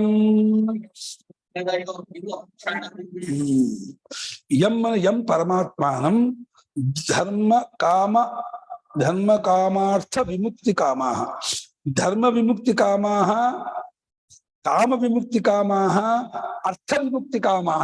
ಧರ್ಮ ಕಾಮಾರ್ಥ, ಧರ್ಮ ಅರ್ಥ ಕಾಮ ಅಂತ 4 ತರಹ ಪುರುಷಾರ್ಥ ಹೇಳ್ತಾರನ್ನ. ಧರ್ಮ ಅರ್ಥ ಕಾಮ ಮೋಕ್ಷ ಅಂತ. ಮೋಕ್ಷವನ್ನೇ ಪಡಿಬೇಕು ಅನ್ನೋ ಅಪೇಕ್ಷೆಯಿಂದ ಈ 3ರಿಂದಲೂ ಬಿಡುಗಡೆ ಹೊಂದಬೇಕು. ನನಗೆ ಧರ್ಮವೂ ಪುಣ್ಯ ಪಾಪವೂ ಬೇಡ, ನನಗೆ ಯಾವ ಬೈಕಿಯೂ ಬೇಡ, ಯಾವ ಸ್ವರ್ಗಲೋಕಾದಿಗಳು ಬೇಡ, ಯಾವುದೇ ಇಹಲೋಕದ ಪರಲೋಕದ ಕಾಮ್ಯ ವಸ್ತುಗಳು ಬೇಡ. ಕಾಮ ಅಂದ್ರೆ ಕಾಮ್ಯಂತೆ ಇತಿ ಕಾಮಾಹ, ಕಾಮಿಸಲ್ಪಡುವ ಭೋಗ ವಸ್ತುವಿಗೆ ಕಾಮ ಅಂತಂತಾರೆ. ಧನಕನಕ ವಾಹನ ವಸ್ತು ಇದೆಯಲ್ಲ, ಅದೆಲ್ಲ ಕಾಮಗಳು ಅಂತ. ಕಾಮಿಸಲ್ಪಡುವಂತಹ ವಸ್ತುಗಳು, ಕಾಮಿಸಲ್ಪಡುವ ವಸ್ತುಗಳು ಅವುಗಳ ಬಗ್ಗೆ ಬಯಕೆ, ಅದರಿಂದಲೂ ಬಿಡುಗಡೆ ಹೊಂದಿ. ಧರ್ಮ ಅಂದ್ರೆ ಪುಣ್ಯ ಅಂತ ಅರ್ಥ. ಪುಣ್ಯ ಶಬ್ದದಿಂದ ಪಾಪವನ್ನು ಸೇರಿಸ್ಕೋಬೇಡಿ. ಪುಣ್ಯ ಪಾಪದಿಂದಲೂ ಬಿಡುಗಡೆ ಹೊಂದಿ. ನನಗೆ ಪುಣ್ಯವೂ ಬೇಡ, ಪಾಪವೂ ಬೇಡ, ಇಹಲೋಕದ ಯಾವ ಸುಖವೂ ಬೇಡ, ಪರಲೋಕದ ಸುಖವೂ ಬೇಡ, ಯಾವ ಪ್ರಯೋಜನವೂ ಬೇಕಿಲ್ಲ ಅಂತ ಹೇಳ್ಬಿಟ್ಟು ಪರಿಪೂರ್ಣ ವಿರಕ್ತರಾಗಿ ಇದನ್ನ ಬಿಡುಗಡೆ ಹೊಂದಬೇಕು. ನಾನು ಸತ್ಯವನ್ನ, ನಿತ್ಯವಾದ ಪರತತ್ವವನ್ನ ಕಟ್ಕೋಬೇಕು ಅಂತ ಹೇಳಿ ಅದನ್ನ ನಿರಂತರವಾಗಿ ಕಾಮ ಬಯಸುತ್ತಾ ಅವರ ಹೃದಯ ತುಡಿತ ಹೇಗೆ ಅಂದ್ರೆ, ಒಂದೊಂದು ದಿವಸ ಕಳೆದಾಗ್ಲೂ ಇನ್ನೂ ಆ ಭಗವಂತ ನನಗೆ ಸಿಗ್ಲಿಲ್ವಲ್ಲ, ಇನ್ನೂ ನನಗೆ ಅರ್ಥ ಇಲ್ಲ ಅಂತ ಹೊಳ್ತಾ ಇರ್ತಾರೆ ಅವರು. ಒಂದ್ ದಿವಸ ರಾಮಕೃಷ್ಣ ಪರಮಹಂಸರು ಸಂಜೆ ಹೊತ್ತು ಈ 5:45, 6 ಗಂಟೆ ಅಸ್ತಮಾನ ಆಗುವಾಗ ಅಲ್ಲೇ ಹೋಗಿದ್ದಾರೆ. ಅಸ್ತಮಾನ ಆಗ್ತಾ ನೋಡಿದ್ರು, ಎದೆ ಬುದ್ಧ ತಲೆ ಹೊಳ್ತಾ ಇದ್ದಾರೆ, ಜೋರ ಕಿಶ್ಕೊಂಡು ಹೊಳ್ತಾ ಇದ್ದಾರೆ. ಏನಾಯ್ತು ಜನ ಓಡೋಡ್ ಬಂದಂತೆ. ಯಾಕೆ ಸ್ವಾಮಿ ಏನಾಯ್ತು, ಏನಿಷ್ಟು ಹೇಳ್ತಾ ಇದ್ರು? ಅಯ್ಯೋ ಇವತ್ತು ಆ ಭಗವಂತನ ದರ್ಶನ ಆಗಲಿಲ್ಲ, ಸ್ವಾಮಿ ಮುಳುಗಿ ಹೋಗ್ತಾ ಇದ್ದಾನೆ, ಇವತ್ತು ಕಳೆದೋಯ್ತು, ವೇಸ್ಟ್ ಆಯ್ತು, ಇವತ್ತು ನಾನು ಆ ಪರಮಾತ್ಮನ ಕಾಣಲಿಲ್ಲ, ಇವತ್ತು ನನ್ನ ಜನ್ಮ ವ್ಯರ್ಥ ಇದ್ದ, ಏನು ಇಲ್ಲ ನೋಡಿ ಎಳ್ದು ಹೋಗ್ತಾ ಇದ್ದಾನೆ, ಇವತ್ತು ಮುಗಿದೋಯ್ತು, ಇನ್ನು ಆಯ್ತು, ಈ ದಿವಸ ಇದು ಬರಲ್ಲ, ಇವತ್ತಾಗುತ್ತೋ ಅಂತ ಹೇಳಿ ಒಂದೊಂದು ದಿವಸವೂ 24 ಗಂಟೆ ತುಡಿತಾ ಅವರಿಗೆ. ಇವತ್ತು ನಾನು ಕಂಡ್ಬಿಡ್ತೀನಿ, ಇವತ್ತು ನಾನು ಪಡ್ಕೊಂಡ್ಬಿಡ್ತೀನಿ, ಇವತ್ತು ನಾನು ಅರ್ಥ ಮಾಡ್ಕೊಂಡ್ಬಿಡ್ತೀನಿ, ಇವತ್ತು ನನಗೆ ಅಪರೋಕ್ಷ ಜ್ಞಾನ ಆಗಿರ್ತದೆ. ಪ್ರತಿನಿತ್ಯವೂ ಅಂಥ ಒಂದು ಉತ್ಸಾಹ, ಅಂಥ ಒಂದು ಇದು. ಒಂದು ದಿವಸ ಗೊತ್ತಾಗದೆ ಸೂರ್ಯನಾರಾಯಣ ಮುಳುಗ್ತಾ ಇದ್ದಾನೆ ಅಂದ್ರೆ, ಅಯ್ಯೋ ಹೋಯ್ತು ನನ್ನ ಜೀವನ, ಅಯ್ಯೋ ನನ್ನ ಸರ್ವಸ್ವ ಹಾಳಾಗೋಯ್ತು, ಇವತ್ತು ದಿವಸ ವೇಸ್ಟ್ ಆಯ್ತು, ನಾನು ಇವತ್ತು ಕಂಡ್ಕೊಳ್ಳಿಲ್ಲ ಅಂತ ಹೊಳ್ತಾ ಇದ್ರಂತೆ ಅವರು.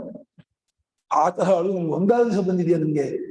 ಇಷ್ಟು ದಿವಸ 40 ವರ್ಷ ಕಳೆದೆ, 50 ವರ್ಷ ಕಳೆದೆ, ಏನ್ ಮಾಡಿದೆ ಜೀವನದಲ್ಲಿ, ಏನ್ ಸಾರ್ಥಕ ಇದೆ, ಏನು ದುಡಿದೆ, ಹಣ ಗಳಿಸಿದೆ, ಕೀರ್ತಿ, ಇದು ಯಾವ ಪುಣ್ಯ ಪುರುಷಾರ್ಥಕ್ಕೆ ಇದನ್ನ ಮಾಡಿದೆ ನಾನು? ಇದನ್ನ ಏನ್ ಪಡ್ಕೊಳ್ತೀನಿ ನಾನು? ನ್ಯಾಯವಾಗಿ ರತ್ನದಂಥ ನರಜನ್ಮ 3 ಕಾಸಿಗೆ ಹೋಯ್ತು ಕಬೀರ.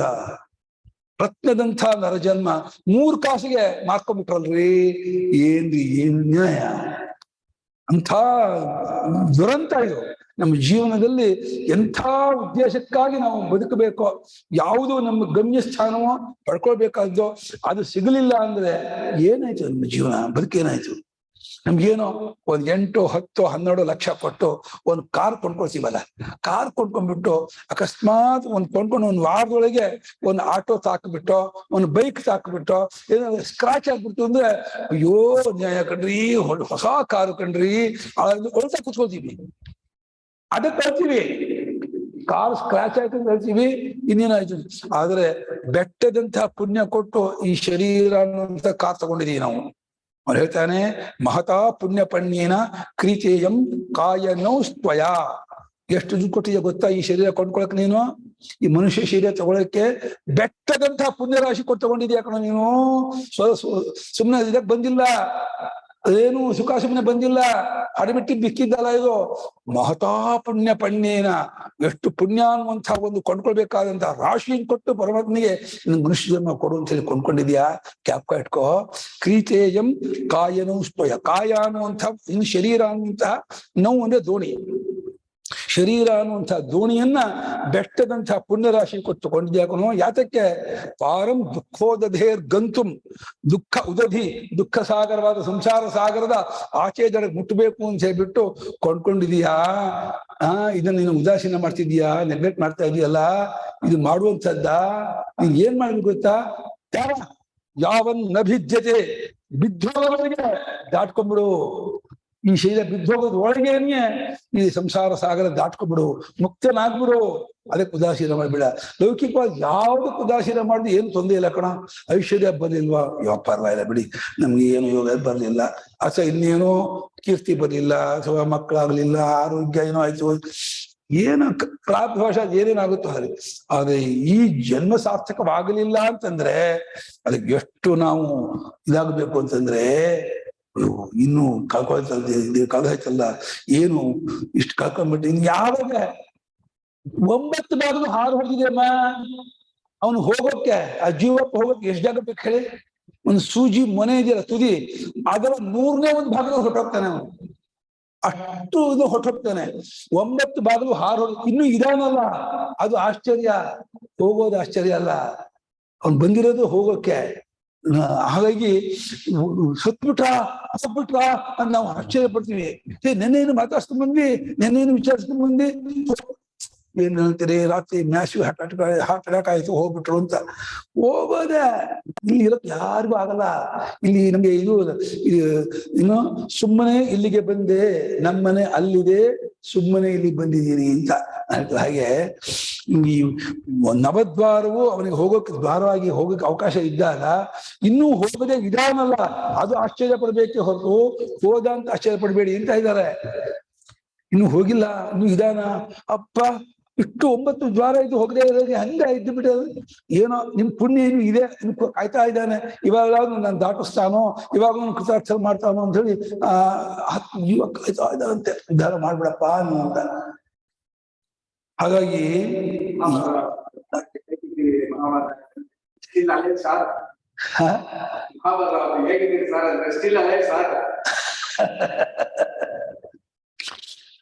ಮನುಷ್ಯನಿಗೆ ಏನೋ ನಮ್ಗೆ ಎಲ್ಲೋ ಇದೆ, ನಮ್ಮ ಮರಣ ದಿವಸ ಇನ್ನೂ 10-20 ವರ್ಷ 30 ವರ್ಷ ಇದೆ ಅಂತ ಅನ್ಕೊಂಡಿರ್ತೀವಿ.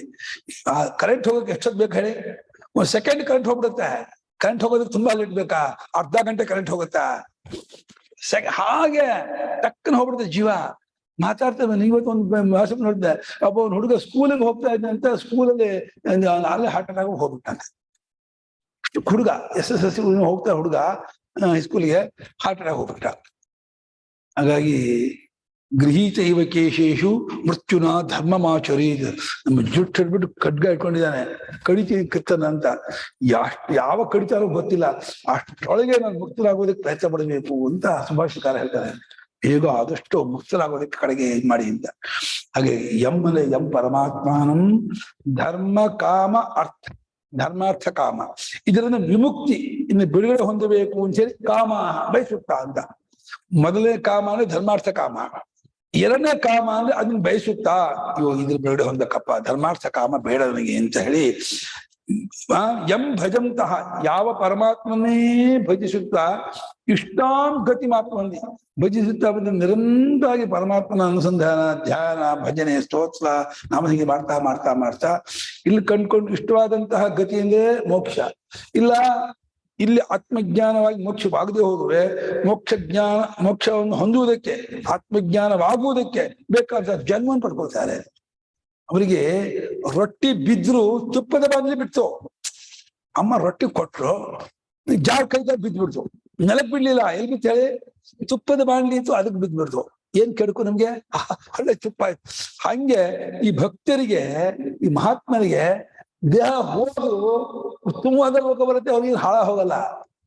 ಹಾಗಿಲ್ಲದೆ ನಾವು ಸುಮ್ಮನೆ ಪ್ರಾಪಂಚಿಕ ವಿಷಯಾಸಕ್ತಿಯಲ್ಲೇ ಇದ್ಬಿಟ್ಟು ದೇಹ ಕಳ್ಕೊಂಡ್ಬಿಟ್ವಿ ಅಂದ್ರೆ ಏನು 4 ಕಾಲು ಬಂದ್ಬಿಡುತ್ತೆ, ಇಲ್ಲ ಬಾಲ ಬಂದ್ಬಿಡುತ್ತೆ, ಇಲ್ಲ ಮಾತೆ ಹೋಗಲ್ಲ, ಏನು.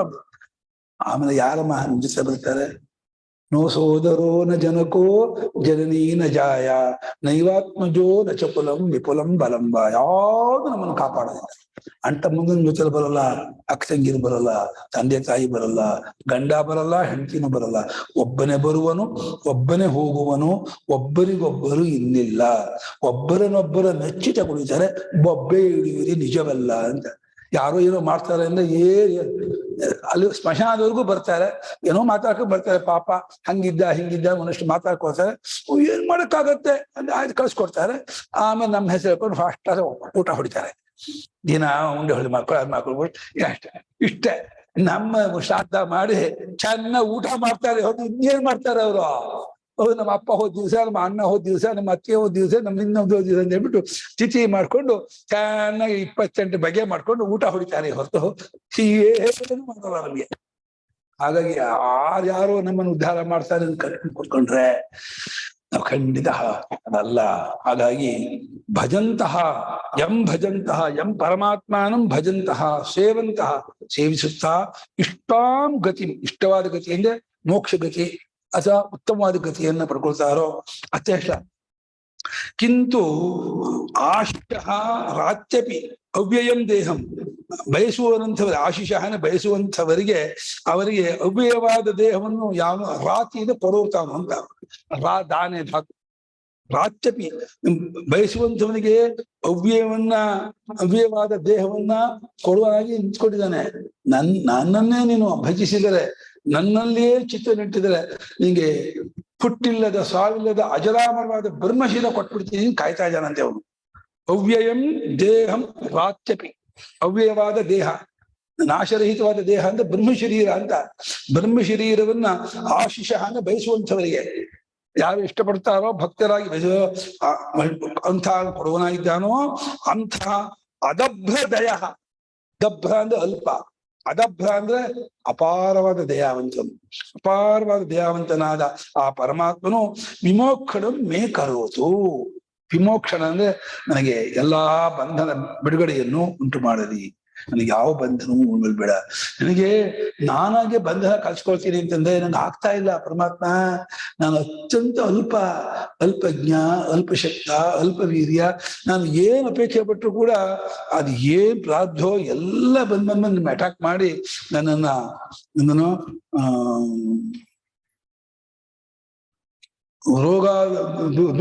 ರೋಗಗಣ ದಹಂತಿ. ಹರಿಶರಣಾಷ್ಟಕದಲ್ಲಿ ಒಂದು ಶ್ಲೋಕ ಇದೆ. ಜಯ ಎಂಬುದೊಂದು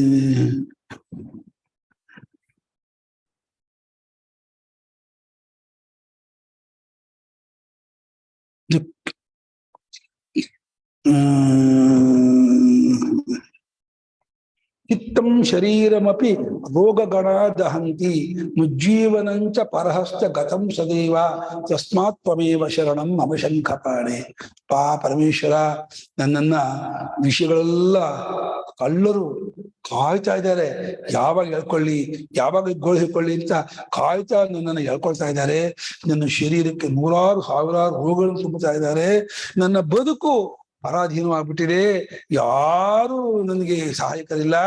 ನೋಡು, ಈಗ ನೀನ್ ಬಂದು ಸಹಾಯ ಮಾಡಿ, ನೀನ್ ನನಗೆ ಎತ್ತಬೇಕಪ್ಪ. ನೀನು ಖಂಡಿತ ಕೈ ಬಿಡ್ಬೇಡ ಕಣೋ, ನೀನು ಆರ್ತ ಬಂಧು, ನೀನು ದಯಾ ಸಿಂಧು, ನನ್ನ ಅತ್ಯಂತ ಪ್ರಿಯತಮನಾದಂತಹ ಗೆಳೆಯನಿದೆಯಾ, ನನ್ಗೆ ಸಹಾಯ ಮಾಡು ಅಂತ ಹೇಳಿ ಹರಿಶರಣಾಷ್ಟಕದಲ್ಲಿ ಬರುತ್ತೆ. ತುಂಬಾ ಚೆನ್ನಾಗಿದೆ. ಧ್ಯೇಯಂ ವದಂತಿ ಶಿವಮೇವ ಹಿ ಕೇಚಿದನ್ಯೇ ಶಕ್ತಿಂ ಗಣೇಶಂ ಅಪರೇಶು ದಿವಾಕರಂ ವೈ ರೂಪೈಸ್ತು ತೈರಪಿ ವಿಭಾಸಿ ಯತಸ್ತ್ವಮೇವ ತಸ್ಮಾತ್ ತ್ವಮೇವ ಶರಣಂ ಮಮ ಶಂಖಪಾಣಿ. ನೋ ಸೋದರೋ ನ ಜನಕೋ ಜನನೀ ನ ಜಾಯ ನೈವಾತ್ಮಜೋ ನ ಚಕುಲಂ ವಿಪುಲಂ ಬಲಂ ವಾ ಸಂದೃಶ್ಯತೆ ಕಿಲ ನ ಕೋಪಿ ಸಹಾಯಕೋ ಮೇ ತಸ್ಮಾತ್ ತ್ವಮೇವ ಶರಣಂ ಮಮ ಶಂಖಪಾಣಿ. ಪೂರಂಕೃತಾನಿ ದುರಿತಾನಿ ಮಯಾ ತು ಯಾನಿ ಸ್ಮೃತ್ವಾಖಿಲಾನಿ ಹೃದಯಂ ಪರಿಕಂಪತೆ ಮೇ ಖ್ಯಾತಾಚತೆ ಪತಿತ ಪಾವನತಾ ತಸ್ಮಾತ್ ತ್ವಮೇವ ಶರಣಂ ಮಮ ಶಂಖಪಾಣಿ. ದುಃಖಂ ಜಲಾಜಲಜಂ ವಿವಿಧಾಂಶ್ಚ ರೋಗಾಃ ಕಾಕಶ್ವ ಶೋಕರ ಜನ ನಿರಯೇ ಚ ಪಾತಃ. ತುಂಬಾ ಚೆನ್ನಾಗಿ 8 ಶ್ಲೋಕ ಹರಿಶರಣಾಷ್ಟಕ ಅಂತ.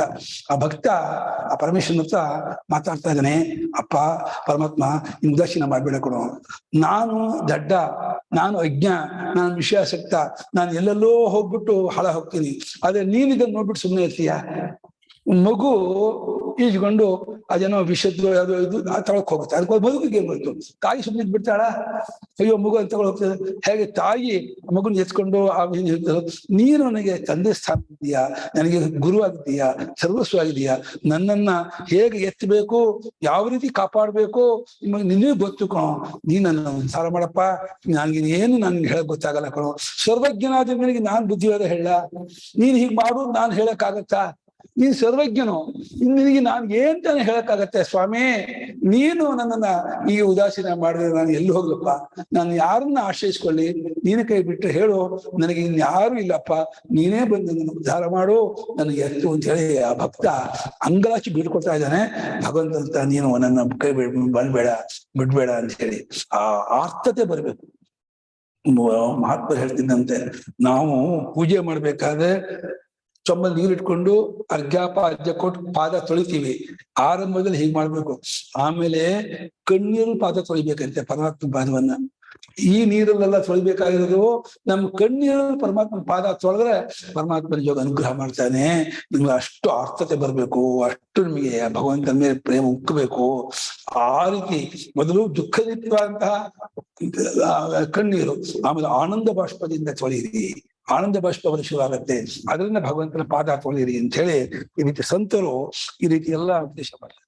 ಹಾಗಾಗಿ ಅವ್ಯಯಂ ದೇಹಂ ರಾತ್ಯಪಿ, ಅವ್ಯಯವಾದ ನಾಶರಹಿತವಾದ ದೇಹವನ್ನ ಅಂದ್ರೆ ಬ್ರಹ್ಮ ಶರೀರವನ್ನು ಕೊಡುವನಾಗಿದ್ದರು.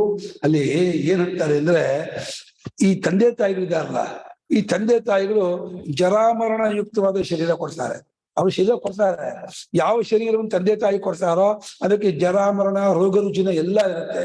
ಆದ್ರೂ ಆ ತಂದೆ ತಾಯಿ ವಿಷಯಕ್ಕೆ ಗೌರವ ಇರಬೇಕು. ಅಯ್ಯೋ ನಿಮ್ ಶರೀರ ಕೊಟ್ಟಂತಹ ತಂದೆ ತಾಯಿಯಂದಿರು ನಾ ಯಾವ ಕಾರಣಕ್ಕೂ ಅವ್ರಿಗೆ ಬೇಸರ ಮಾಡಬಾರ್ದು, ಅವ್ರಿಗೆ ದುಃಖ ಕೊಡಬಾರ್ದು ಅಂತ ಹೇಳಿ ಈ ರೋಗ ರುಜಿನ ತುಂಬಿದ ಜರಾಮರಣದಿಂದ ಕೂಡಿದ ಕಷ್ಟಕರವಾದ ದೇಹ ಕೊಟ್ಟಂತಹ ತಂದೆ ತಾಯಿ ವಿಷಯಕ್ಕೆ ನೀನು ಕೃತಜ್ಞನಾಗಿರ್ಬೇಕು ಕಣೋ, ಬಹಳ ನೀನು ಇದಾಗಿರ್ಬೇಕು, ವಿಧೇಯನಾಗಿರ್ಬೇಕು, ಅವರಿಗೆ ಅನುಕೂಲ ನಡ್ಕೋಬೇಕು ಅಂತ ಅಷ್ಟಮಟ್ಟ ಹೇಳ್ತಾರೆ.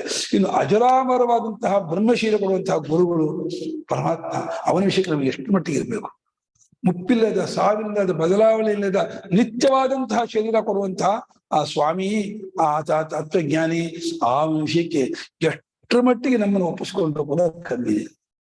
ನಮ್ಮ ತಂದೆ ಹೇಳೋರು, ನಮ್ಗೆ ಜನ್ಮ ಕೊಟ್ಟ ತಾಯಿ ಇದ್ದಾಳಲ್ಲ, ಅವಳು ಎಷ್ಟು ಕಷ್ಟಪಟ್ಟಿದ್ದಾಳೆ ಜನ್ಮ ಕೊಡೋಕೆ ಅಂತಂದ್ರೆ, 9 ತಿಂಗಳು ಹೆತ್ತು ನಾವು ಸಾಕಿ ರಾತ್ರಿ ಎಲ್ಲ ವಿದ್ಯೆ ಮಾಡಕ್ ಬಿಡ್ದೇನಿ, ಊಟ ಮಾಡಕ್ ಕೂತಾಗೆಲ್ಲ ಊಟ ಮಾಡಕ್ಕೂ ಬಿಡ್ದೇನಿ. ಎಷ್ಟು ಗೋಳೈಕೊಂಡು ನಮ್ಮ ತಾಯಿನ ನಾವು ನಿಮ್ಮಾಕೊಂಡು ಬೆಳೆದಿದ್ದೀವಿ ಗೊತ್ತಾ? ಆ ತಾಯಿಗೆ ನಮ್ಮ ಚರ್ಮವನ್ನೆಲ್ಲ ಹರಿದು ಚಪ್ಪಲಿ ಮಾಡ್ಕೊಟ್ಟು ಋಣ ತೀರಲ್ಲ ಹಾಕೊಳ್ಳೋ ನಿಂದು. ತಾಯಿಯ ಋಣ ಅಂದ್ರೆ ಏನು ಅನ್ಕೊಂಡಿದ್ಯಾ? ನಿನ್ ದೇಹದ ಎಲ್ಲಾ ಚರ್ಮವನ್ನೆಲ್ಲ ಹರಿದು ಬಿಟ್ಟು ಸುರಿದು ಬಿಟ್ಟು, ಅಮ್ಮ ಈ ಚಪ್ಪಲಿ ಹಾಕೋಮ್ಮ ನೀನು ಅಂತ ಹೇಳಿ ಅಮ್ಮನಿಗೆ ನಮ್ಮ ದೇಹದ ಚರ್ಮವನ್ನೇ ಸುಲಿದು ಚಪ್ಪಲಿ ಮಾಡಿಕೊಟ್ರು ತೀರಲ್ಲ ಅಂತ ಅಷ್ಟರ ಮಟ್ಟಿಗೆ ತಾಯಿ ಋಣವನ್ನ ಶಾಸ್ತ್ರ ಮಾಡುತ್ತೆ. ಅಷ್ಟು ತಾಯಿಗಳ ಸೇರಿದ ಕಷ್ಟ ಅಂಥ ತಾಯಿ ವಿಷಯಕ್ಕೆ ಈ ರೀತಿ ಇರ್ಬೇಕು ಅಂತ. ಇನ್ನು ನಮ್ಮ ಜನ್ಮವನ್ನೇ ಸಾರ್ಥಕ ಮಾಡಿ, ನಮ್ಮ ಮತ್ತೆ ಹುಟ್ಟದೇ ಹಂಗೆ ಮಾಡಿ ಅಜರಾಮರವಾದ ಬ್ರಹ್ಮಜೀವಿ ಕೊಟ್ಟು ನಮ್ಮನ್ನ ಆತ್ಯಂತಿಕವಾಗಿ ಕೃತಾರ್ಥನಾಗಿ ಮಾಡುವಂತಹ ಭಗವಂತ ಆಗ್ಬೋದು, ಸದ್ಗುರುಗಳಾಗ್ಬೋದು, ಅವರ ವಿಷಯಕ್ಕೆ ಎಷ್ಟು ನಾವು ಇದಾಗಿರ್ಬೇಕು ಅಂದ್ರೆ ಅಪಸ್ತಂಭರು ಹೇಳ್ತಾರೆ, ತಸ್ಮೈನ ದೃಷ್ಟಿಗೆ ಕದಾಚನ, ಸ್ವಪ್ನದಲ್ಲೂ ಕೂಡ ಗುರುಗಳಿಗೆ ದ್ರೋಹ ಬಯಸಬೇಡ, ಸ್ವಪ್ನದಲ್ಲೂ ಗುರುಗಳಿಗೆ ಕೆಟ್ಟ ಮಾತನ್ನ ನಾವು ಯೋಚನೆ ಮಾಡಬೇಡ, ಸ್ವಪ್ನದಲ್ಲೂ ಗುರುಗಳಿಗೆ ಯಾವುದೇ ರೀತಿಯಾಗಿ ಮಾಡಬೇಡ. ಏನಾದ್ರೂ ಗುರುಗಳ ವಿಷಯಕ್ಕೆ ಸ್ವಲ್ಪ ಬೇಸರ ಕೋಪ ಮಾಡ್ಕೊಂಡೆ ಅಂದ್ರೆ ನೀನು ಕಿವಿ ಸೂರ್ಕನಾಗ್ತೀಯ, ಕಣ್ ಕಾಕೊಳ್ತೀಯ ಅಂತ ಹೇಳ್ತಾರೆ. ಜಾತ್ಯಂಧನ ಹುಡ್ತೀಯ, ಗುರುದ್ರೋಹ ಮಾಡಿದ್ರೆ ಜಾತ್ಯಂಧನ ಹುಡ್ತೀಯ, ಕೆಪ್ಪನ ಹುಟ್ಬಿಡ್ತೀಯ ಅಂತ ಅಷ್ಟು ಮಟ್ಟಿಗೆ ಬೈತಾರೆ. ಅಂದ್ರೆ ಅವ್ರಿಗೂ ಎಷ್ಟು ನಮ್ ಬೇಗ ಹಿತ ಬಯಸ್ತಾ ಇರ್ತಾರೆ ನಮಗ್ ಗೊತ್ತಾಗಲ್ಲ. ನಾವು ಅಮ್ಮನ್ ಬೈದ್ ಬಿಡ್ತೀವಿ, ಹೋಗಮ್ಮ ಯಾವಾಗ ಇದು ಮಾಡ್ತೀವಿ ಅಂತ. ಅದು ಅಮ್ಮನಿಗೆ ಎಷ್ಟು ಪ್ರೇಮ ಇದೆ ನಮ್ಮ ಮೇಲೆ ನಮ್ಗೆ ಗೊತ್ತಾಗತ್ತಾ? ನಮ್ಗೆ ಯಾವಾಗ ಗೊತ್ತಾಗತ್ತೆ ಅಂದ್ರೆ ನಾವು ತಂದೆ ತಾಯಿ ಆದಾಗ ಅವಾಗ ಗೊತ್ತಾಗತ್ತೆ ನಮ್ಮ ಮಕ್ಕಳು ನಮ್ಗೆ ಹೇಳಿದಾಗ ಏನ್ ಬೇಜಾರಾಗತ್ತೆ ಅಂತ. ನಾವು ಮಕ್ಕಳಾಗಿದ್ದಾಗ ಸಲಿಗೆ ಅಮ್ಮ ಅಂದ್ರೆ ತುಂಬಾ ಇದು ಜಗ ಮಾಡ್ಬಿಡ್ತೀವಿ, ಬೈದ್ ಬಿಡ್ತೀವಿ, ಅಂದು ಬಿಡ್ತೀವಿ, ನಮ್ಗೆ ಏನು ಗೊತ್ತೇ ಆಗೋದಿಲ್ಲ. ಆದ್ರೆ ಅದು ಎಷ್ಟು ಪಾಪ, ಎಷ್ಟು ಘೋರ ಅಂದ್ರೆ ಅದನ್ನ ಜೀರ್ಣಿಸ್ಕೋಕ್ಕಾಗಲ್ಲ, ದಕ್ಕಿಸ್ಕೋಕ್ಕಾಗಲ್ಲ, ಬಹಳ ಅಪಾಯ, ಡೇಂಜರ್ ಅಂತ. ಹಾಗೆ ಆ ಭಗವಂತ ಅದಭ್ರ ದಯ ಅಂದ್ರೆ ಕರುಣೆ. ಕರುಣ ಎಷ್ಟು ಅಂದ್ರೆ ದಭ್ರ ಅಂದ್ರೆ ಅಲ್ಪ, ಅದಭ್ರ ದಯ ಅಂದ್ರೆ ಅಪಾರ ಕರುಣಾ ಸಿಂಧು, ದಯಾ ಸಾಗರ ಪರಮಾತ್ಮ, ದಯಾ ಮೂರ್ತಿ, ದಯೇ ಸ್ವರೂಪ. ಅಂಥ ಪರಮಾತ್ಮನು ನನಗೆ ವಿಮೋಕ್ಷಣಂ ಮೇ ಕರೋಸು, ನನಗೆ ಈ ಸಂಸಾರದಿಂದ ಬಿಡುಗಡೆ ಹೊಂದಿಸಲಿ, ನನಗೆ ಕೃತಾರ್ಥನಾಗಿ ಮಾಡಲಿ, ನಾನು ಮುಕ್ತರಾಗಿ ಮಾಡಲಿ ಅಂತ ಹೇಳಿ ಅಂಗಲಾಚಿ ಬಿಟ್ಕೊಳ್ತಾ ಇದ್ದಾನೆ ಆ ಗಜೇಂದ್ರ. ಅಷ್ಟೇ ಇಲ್ಲ, ಇನ್ನೊಂದು ಶ್ಲೋಕ ಓದೋಣ, ಹೇಳಲಾಗ್ತಾ ಬಂತು, ಓದೋಣ. ಆಮೇಲೆ ನಾಳೆ ಮುಂದೆ ನಿರ್ಮಾಣ. ಏಕಾಂತಿನೋ ಯಸ್ಯ ನ ಕಂಚನಾರ್ಥಂ ವಾಂಛಂತಿ ಯೇ ವೈ ಭಗವತ್ ಪ್ರಪನ್ನಾಃ ಅತ್ಯದ್ಭುತಂ ತಚ್ಚರಿತಂ ಸುಮಂಗಲಂ ಗಾಯಂತಿ ಆನಂದ ಸಮುದ್ರಮಗ್ನಾಃ. ಏಕಾಂತಿಗಳು ಅಂತ ಆ ಭಕ್ತರ ಹೆಸರು. ಅಂತ ಅಂದ್ರೆ ತುದಿ, ಏಕವಾದ ಅಂತ ಒಂದೇ ತುದಿಯಿಂದ ಭಗವಂತನ ಬಿಟ್ಟು ಬೇರೆ ಏನನ್ನೂ ಜ್ಞಾಪಿಸ್ಕೊಳ್ಳಲ್ಲ, ಏನನ್ನೂ ಯೋಚನೆ ಮಾಡಲ್ಲ, ಯಾವುದನ್ನು ಮಾಡಲ್ಲ. ಏಕಾಂತ ಭಕ್ತರು ಅಂತ ಹೇಳಿ ಭಾಗವತರು ಹೇಳ್ತಾರೆ. ಈ ಸನಕಾದಿಗಳೆಲ್ಲ ಏಕಾಂತ ಭಕ್ತರು ಅಂದ್ರೆ ನಿರಂತರವಾಗಿ ಹರಿಸ್ಮರಣೆ, ಹರಿ ಅನುಸಂಧಾನ, ಹರಿಚಿಂತನೆಯಲ್ಲೇ ಮುಳುಗಿದವರು ಅಂತ. ಅವರಿಗೆ ಆ ಭಗವಂತನ ಸ್ಮರಣೆ ಚಿಂತನೆ ಇಲ್ಲದೆ ಅವ್ರಿಗೆ ಇರಕ್ಕೆ ಆಗದಂತೆ. ಮೀನನ್ನ ನೀರಿಂದ ಹೊರಕ್ಕೆ ಹಾಕಿದ್ರೆ ಏನ್ ಮಾಡುತ್ತೆ ಹೇಳಿ, ಬಿಲಿ ಬಿಲಿ ಬಿಲಿ ಬಿಲಿ ಒದ್ದಾಡುತ್ತೆ. ಹಾಗ ಆ ಭಕ್ತರಿಗೆ ಸ್ವಲ್ಪ ಭಗವಂತನನ್ನ ವಿಮುಖ ಮಾಡಿ ಲೌಕಿಕ ತಂದ್ಬಿಟ್ರೆ ತಡ್ಕೊಳಕ್ಕೆ ಆಗಲ್ಲ ಅಂತ, ಅಷ್ಟು ದುಃಖ ಆಗುತ್ತೆ ಅಂತ ಅವರಿಗೆ. ಏನೋ ಲೌಕಿಕ ವಿಷಯ ಹೇಳ್ಬಿಟ್ಟ, ಏನೋ ಲೌಕಿಕ ವಿಚಾರ ತಂದ್ಬಿಟ್ಟ, ನಂಗೆ ಆಗೋದಿಲ್ಲ ಇದು ಅಂತ ಹೇಳಿ ಅವ್ರಿಗೆ ಒದ್ದಾಡ್ತಾರಂತೆ. ಅಂದ್ರೆ ಅವರು ಸರ್ವದಾ ಭಗವತ್ ಚಿಂತನೆಯಲ್ಲಿ, ಭಗವಂತನ ಅನುಸಂಧಾನದಲ್ಲಿ ಭಗವನ್ಮಯರಾಗಿ, ಸ್ವಯಂ ಭಗವನ್ಮಯರಾಗಿ ಅದರಲ್ಲಿ ಮುಳುಗಿದವರಾಗಿರ್ತಾರೆ. ಅವರು ನಕಂಚನಾರ್ಥ, ಯಾವ ಅರ್ಥನ ಪ್ರಯೋಜನಕ್ಕಾಗಿಯೂ ಅವರು ಚೇಷ್ಟೆ ಮಾಡೋರಲ್ಲ. ಅವ್ರಿಗೆ ಮಕ್ಕಳಿಗಾಗಿ ಆಗಲಿ, ನೆಂಟರಿಗಾಗಿ ಆಗಲಿ, ಅಣ್ಣ ತಮ್ಮಂದ ಎಲ್ಲರೂ ಅವರ ಕ್ರಮದಿಂದ ಇರ್ತಾರೆ. ನಾನ್ ಯಾರು ಮಾಡೋದಕ್ಕೆ, ನನ್ಗೆ ಏನ್ ಮಾಡಕ್ತಾನೆ ಆಗತ್ತೆ. ಅವರ ಕರ್ಮ ಚೆನ್ನಾಗಿದ್ದೇ ಇರ್ತಾರೆ, ಭಗವಂತ ನೋಡ್ಕೊಳ್ಳೋದು. ಅವರಲ್ಲಿ ಆ ಯೋಗ ಇಲ್ಲ, ಕರ್ಮ ಸರಿ ಇಲ್ಲ, ಕಳ್ಕೊಳ್ಳೋ ಯೋಗ ಇದೆ. ನಾನ್ ಎಷ್ಟು ಮಾಡ್ಕೊಟ್ರು ಕಳ್ಕೊಳ್ತಾರೆ. ನಾನ್ ಯಾತಕ್ಕೆ ಒದ್ದಾಡ್ಲಿ? ಏನಪ್ಪ, ಚಿಕ್ಕ ವಯಸ್ಸಿನಲ್ಲಿ ಇದ್ದಾಗ ಮಕ್ಕಳಿಗೆ ವಿದ್ಯಾಭ್ಯಾಸ ಕೊಡೋದು, ನೀತಿವಂತನಾಗಿ ಬೆಳೆಸೋದು. ಮಕ್ಕಳು ಬಹಳ ಮುಖ್ಯ. ವಿದ್ಯಾಭ್ಯಾಸ ಕೊಡ್ಬೇಕು ಕರೆಕ್ಟ್, ಜೊತೆಯಲ್ಲಿ ಮಕ್ಕಳಿಗೆ ನೀತಿ ಕಲಿಸ್ಬೇಕು. ಮಕ್ಕಳು ಯಾವ ಕಾರಣಕ್ಕೂ ದುಷ್ಟರಾಗಬಾರದು, ಸತ್ಯವಂತರಾಗಿ, ಶೀಲವಂತರಾಗಿ, ಗುಣವಂತರಾಗಿ, ವಿಧೇಯರಾಗಿ, ಗುರು ಹಿರಿಯಲ್ಲಿ ಭಕ್ತಿ ಇಟ್ಕೊಂಡು, ಭಗವಂತನಲ್ಲಿ ನಂಬಿಕೆ ಇಟ್ಕೊಂಡು ಪ್ರತಿನಿತ್ಯ ಅವರಿಗೆ ಹೇಳ್ಬೇಕು. ಎತ್ಕೊಳ್ಳೆ ಮುಖ ತೊಳ್ಕೊಂಡ್ ಬಂದು ನಮಸ್ಕಾರ ಮಾಡು, ದೇವ್ರಿಗೆ ನಮಸ್ಕಾರ ಮಾಡು, ಕೂತ್ಕೋ, ಇಲ್ಲಿ 1-24 ನಾಮ ಹೇಳು, ಅಥವಾ ಒಂದು ಜಪ ಮಾಡು, ಆಮೇಲೆ ಇನ್ನು ಕೆಲಸ ಮಾಡ್ಕೊ, ಓದ್ಕೊ, ಇದ್ ಮಾಡ್ಕೊ ಅಂತ ಮಕ್ಕಳಿಗೆ ಭಗವತ್ ಸಂಬಂಧವನ್ನ ಬಾಲ್ಯದಿಂದ ಅಭ್ಯಾಸ ಮಾಡ್ಬೇಕಂತೆ. ಹಿಂಗ್ ಹೇಳ್ತಾನೆ ಪ್ರಹ್ಲಾದ, ಕೌಮಾರ ಆಚರೇತ್ ಪ್ರಾಜ್ಞ ಧರ್ಮಾನ್ ಭಾಗವತಾನಿಹ ಅಂತ. ಅಸುರ ಮಕ್ಕಳಿಗೆ ಅವನು ಗುರುಗಳು ಹೊನೆ ಹೋದಾಗ ಪ್ರಹ್ಲಾದನ ದ್ವೇಷ ಮಾಡ್ತಿದ್ದ. ಏನ್ ಮಾಡ್ಬೇಕು ಅಂತ, ಚಿಕ್ಕ ಚಿಕ್ಕವರಾಗಿದ್ದಾಗ ನಿನ್ಗೆ ಭಾಗವತ ಧರ್ಮವನ್ನ ಕಲ್ತ್ಕೋಬೇಕು. ಭಾಗವತ ಧರ್ಮ ಅಂತ ಹೇಳಲಿಕ್ಕೆ ಅದರ ಆಚರಣೆ, ಅದರ ಪೂಜೆ, ಆ ಭಕ್ತಿ, ಆ ಒಂದು ಪದ್ಧತಿ ಏನಿದೆ ಎಲ್ಲವನ್ನು ಬಾಲ್ಯದಲ್ಲಿ ಕಲ್ತ್ಕೊಂಡ್ಬಿಟ್ಟು ಬೇರೆ ಮನೆ ಮಾಡೋಕ್ ಮುಂಚೆ ಭಗವಂತನ ಗುಣಗಳು ಮನೆ ಮಾಡ್ಕೊಂಡ್ಬಿಡ್ಬೇಕಂತೆ ನಮ್ಮ ಹೃದಯದಲ್ಲಿ. ಅವುಗಳು ಮನೆ ಮಾಡ್ಕೊಂಡು ಫುಲ್ ತುಂಬ್ಕೊಂಬಿಡಿ. ಇನ್ ಯಾರು ಬಂದ್ರು ನೋ ಎಂಟ್ರಿ ಹಾಕ್ಬಿಡಿ, ಬೋರ್ಡ್, ನಿಮ್ಗೆ ಜಾಗ ಇಲ್ಲ, ಇದು ಫುಲ್ ಹೌಸ್ಫುಲ್. ಇವಾಗ ಫ್ಲೈಟ್ ಅಲ್ಲೋ ಅಥವಾ ಟ್ರೈನ್ ಅಲ್ಲೋ ಸೀಟ್ ಬುಕ್ ಆಗ್ಬಿಟ್ರೆ ನೀವು ಹೋದ್ರೆ ವೇಟಿಂಗ್ ಲಿಸ್ಟ್ ಹೋಗುತ್ತೆ, ನಿಮ್ಗೆ ಇದಕ್ಕೆ ಜಾಗ ಇಲ್ಲ ಅಂತ ಆಗ್ಬಿಡುತ್ತೆ. ಫ್ಲೈಟ್ ಫುಲ್ ಆಗ್ಬಿಟ್ರೆ ಫ್ಲೈಟ್ ಜಾಗ ಕೊಡ್ತಾರಾ? ಇಲ್ಲ, ಯಾಕಂದ್ರೆ ಇನ್ನೊಂದು ಫ್ಲೈಟ್ ಮಾಡ್ಕೊಳ್ಳಿ, ಫುಲ್ ಆಗಿದೆ ಅಂತ ಅಂದ್ಬಿಡ್ತಾರೆ. ಹಾಗೆ ನಮ್ಮ ಹೃದಯದಲ್ಲಿ ಸರ್ವದಾ ಭಗವತ್ ಚಿಂತನೆ, ಭಗವಂತ ಅನುಸಂಧಾನ ಪೂರ್ಣ ತುಂಬೋಗ್ಬಿಡ್ತಂದ್ರೆ ಇನ್ನು ಪ್ರಾಪಂಚಿಕ ವಿಷಯಕ್ಕೆ ಜಾಗ ಇಲ್ಲ. ಪಾಪ ಬರ್ತಿರುತ್ತೆ, ನೋಡುತ್ತೆ, ಜಾಗ ಇಲ್ಲ, ಹೋಗುವಷ್ಟೆ. ಬರೀ ಕಿಟಕಿ ನೋಡ್ತಾ ಇರುತ್ತೆ, ಎಲ್ಲಿ ಇದೆಯಾ ಜಾಗ ಅಂತ. ಅಂದ್ಬಿಡ್ತಾರೆ, ಅಯ್ಯಪ್ಪ ನಾನು ಓಡಿಸ್ಬಿಟ್ರಪ್ಪ, ನಾನು ಹೋಗ್ತೀನಿ ಅಂತ ಹೋಗುತ್ತೆ, ಹೋಗುವಷ್ಟೆ. ಹಾಗೆ ಏಕಾಂತ ಭಕ್ತರು ಅಂದ್ರೆ ನಿರಂತರವಾಗಿ ಭಗವಂತನಲ್ಲಿ ಮುಳುಗಿತಕ್ಕಂತಹ ಮಹಾತ್ಮರು ನಕಂಚನಾರ್ಥಂ, ಯಾವೊಂದು ಪ್ರಯೋಜನಕ್ಕಾಗಿಯೂ ಕೂಡ ಎಸ್ಯ ಏಕಾಂತಿನ ಅಂತ, ಯಾವ ಪರಮಾತ್ಮ ಏಕಾಂತ ಭಕ್ತರು ನ ಕಂಚನಾರ್ಥಂ ವಾಂಛಂತಿ ಅಂದ್ರೆ ಬಯಸುತ್ತಾರೆ, ನ ವಾಂಛಂತಿ ಅಂದ್ರೆ ಬಯಸುವುದಿಲ್ಲ. ಯಾವ ಪ್ರಯೋಜನ ಏನು ಅವರಿಗೆ ಏನು ಬೇಕಾಗೇ ಇರೋದಿಲ್ಲ. ಪಂಡ್ರಾಪುರದಲ್ಲಿ ಏಕನಾಥ ಸ್ವಾಮಿಗಳು ಕೇಳಿದ ಕಥೆನ. ಇಂಥ ಮಹಾತ್ಮರು ಅಂತಂದವರು, ಅವರು ವೈಕುಂಠದಲ್ಲಿ ನಾರಾಯಣನಿಗೂ ಲಕ್ಷ್ಮಿಗೂ ಸಂವಾದ. ಏನ್ ಸಂವಾದ ಗೊತ್ತಾ? ಅಲ್ಲಿ ಲಕ್ಷ್ಮಿ ಹೆಮ್ಮೆಯಿಂದ, ರೀ ಗೊತ್ತಾಯ್ತ ವಿಷಯ ಏನಮ್ಮ ಅಂತ, ಭೂಲೋಕದಲ್ಲಿ ನನ್ ಭಕ್ತರೇ ಜಾಸ್ತಿ, ನಿಮ್ ಭಕ್ತರು ಯಾರು ಇಲ್ಲ, ನಿಮ್ಮನ್ನ ಯಾರು ಪೂಜೆ ಮಾಡೋದಿಲ್ಲ ನೋಡಿ, ಎಲ್ಲ ದುಡ್ಡು ಹಾಗೆ ಅಂತೇಳಿ ವ್ಯಂಗ್ಯ ಮಾಡ್ಬಿಡ್ತಾರೆ. ಲಕ್ಷ್ಮಿ ನಾರಾಯಣ ಹತ್ರ, ನನ್ ಭಕ್ತ ಭೂಲೋಕಲ್ಲ ಇರೋದು ನಿಮಗಿಲ್ಲ ಅಂತ. ನಾರಾಯಣ ಸುಮ್ಮನೆ ಬಿಟ್ಟ, ಪಾಪ ಹೆಂಡತಿ ಹೇಳ್ಕೊ ಸಂತ ಆಗದೆ ಆಗಂತ. ಒಂದ್ 2-3 ತಿಂಗಳು ಕಳೆದ್ಮೇಲೆ ನಾರಾಯಣ ಲಕ್ಷ್ಮಿ ಕಳೆದ್ಬಿಟ್ಟು, ಅದು ನನ್ ಭಕ್ತರು ಕಂಡ್ರೆ ನಿನ್ ತುಂಬಾ ಒಂದ್ಸಲ ತಿರಸ್ಕಾರಮ್ಮ, ತುಂಬಾ ಅಸಖ್ಯ ಪಡ್ತೀಯ, ದ್ವೇಷ, ಹಂಗ್ ಮಾಡ್ತೀಯ ಹಿಂಗ್ ಮಾಡ್ತೀಯ ಅದು ನಾರಾಯಣ ಅಂದ. ಲಕ್ಷ್ಮೀ ಪಾಪ ಮರ್ತ್ಬಿಟ್ಟಿದ್ದಾರೆ ಆವತ್ತಿನ ಕಥೆಯನ್ನ. ಏನು ಹಂಗಿಲ್ಲ ಏನಿಲ್ಲ ಅಂತ, ನೀನ್ ಬಹಳ ಒಂದು ಕೆಟ್ಟ ಸ್ವಭಾವ ನಿಂದು, ನನ್ ಭಕ್ತರಿಗೆ ನೀನ್ ಏನ್ ಮಾಡಲ್ಲ ಅಂತ. ಯಾಕೆ ಏನ್ ಮಾಡೋದು? ಅಲ್ಲಿ ಹೋಗುನು ಆ ಪಂಡ್ರಾಪುರದಲ್ಲಿ ಆ ಏಕನಾಥ ಸ್ವಾಮಿ ಅಂತ ಒಬ್ಬ ಇದ್ದಾನೆ. ಅವನು ಊರು ಹೊರಗಡೆ ಗುಡಿಸಲು ಮನೆ, ಕರಿಕಲು ಗುಡಿಸಲು ಮನೆ. ಆ ಗುಡಿಸಲು ಮನೆ ಚೆನ್ನಾಗಿಲ್ಲ, ಅಲ್ಲದು ಇದೆ, ಮಳೆ ಬಂದು ನೀರೆಲ್ಲ ಒಳಗೆ ಬೀಳುತ್ತೆ, ಬಿಸಿಲೆಲ್ಲ ಬೀಳುತ್ತೆ, ಆ ಗೋಡೆಯಲ್ಲಿ ಒಂದು ಸರಿಯಾಗಿಲ್ಲ.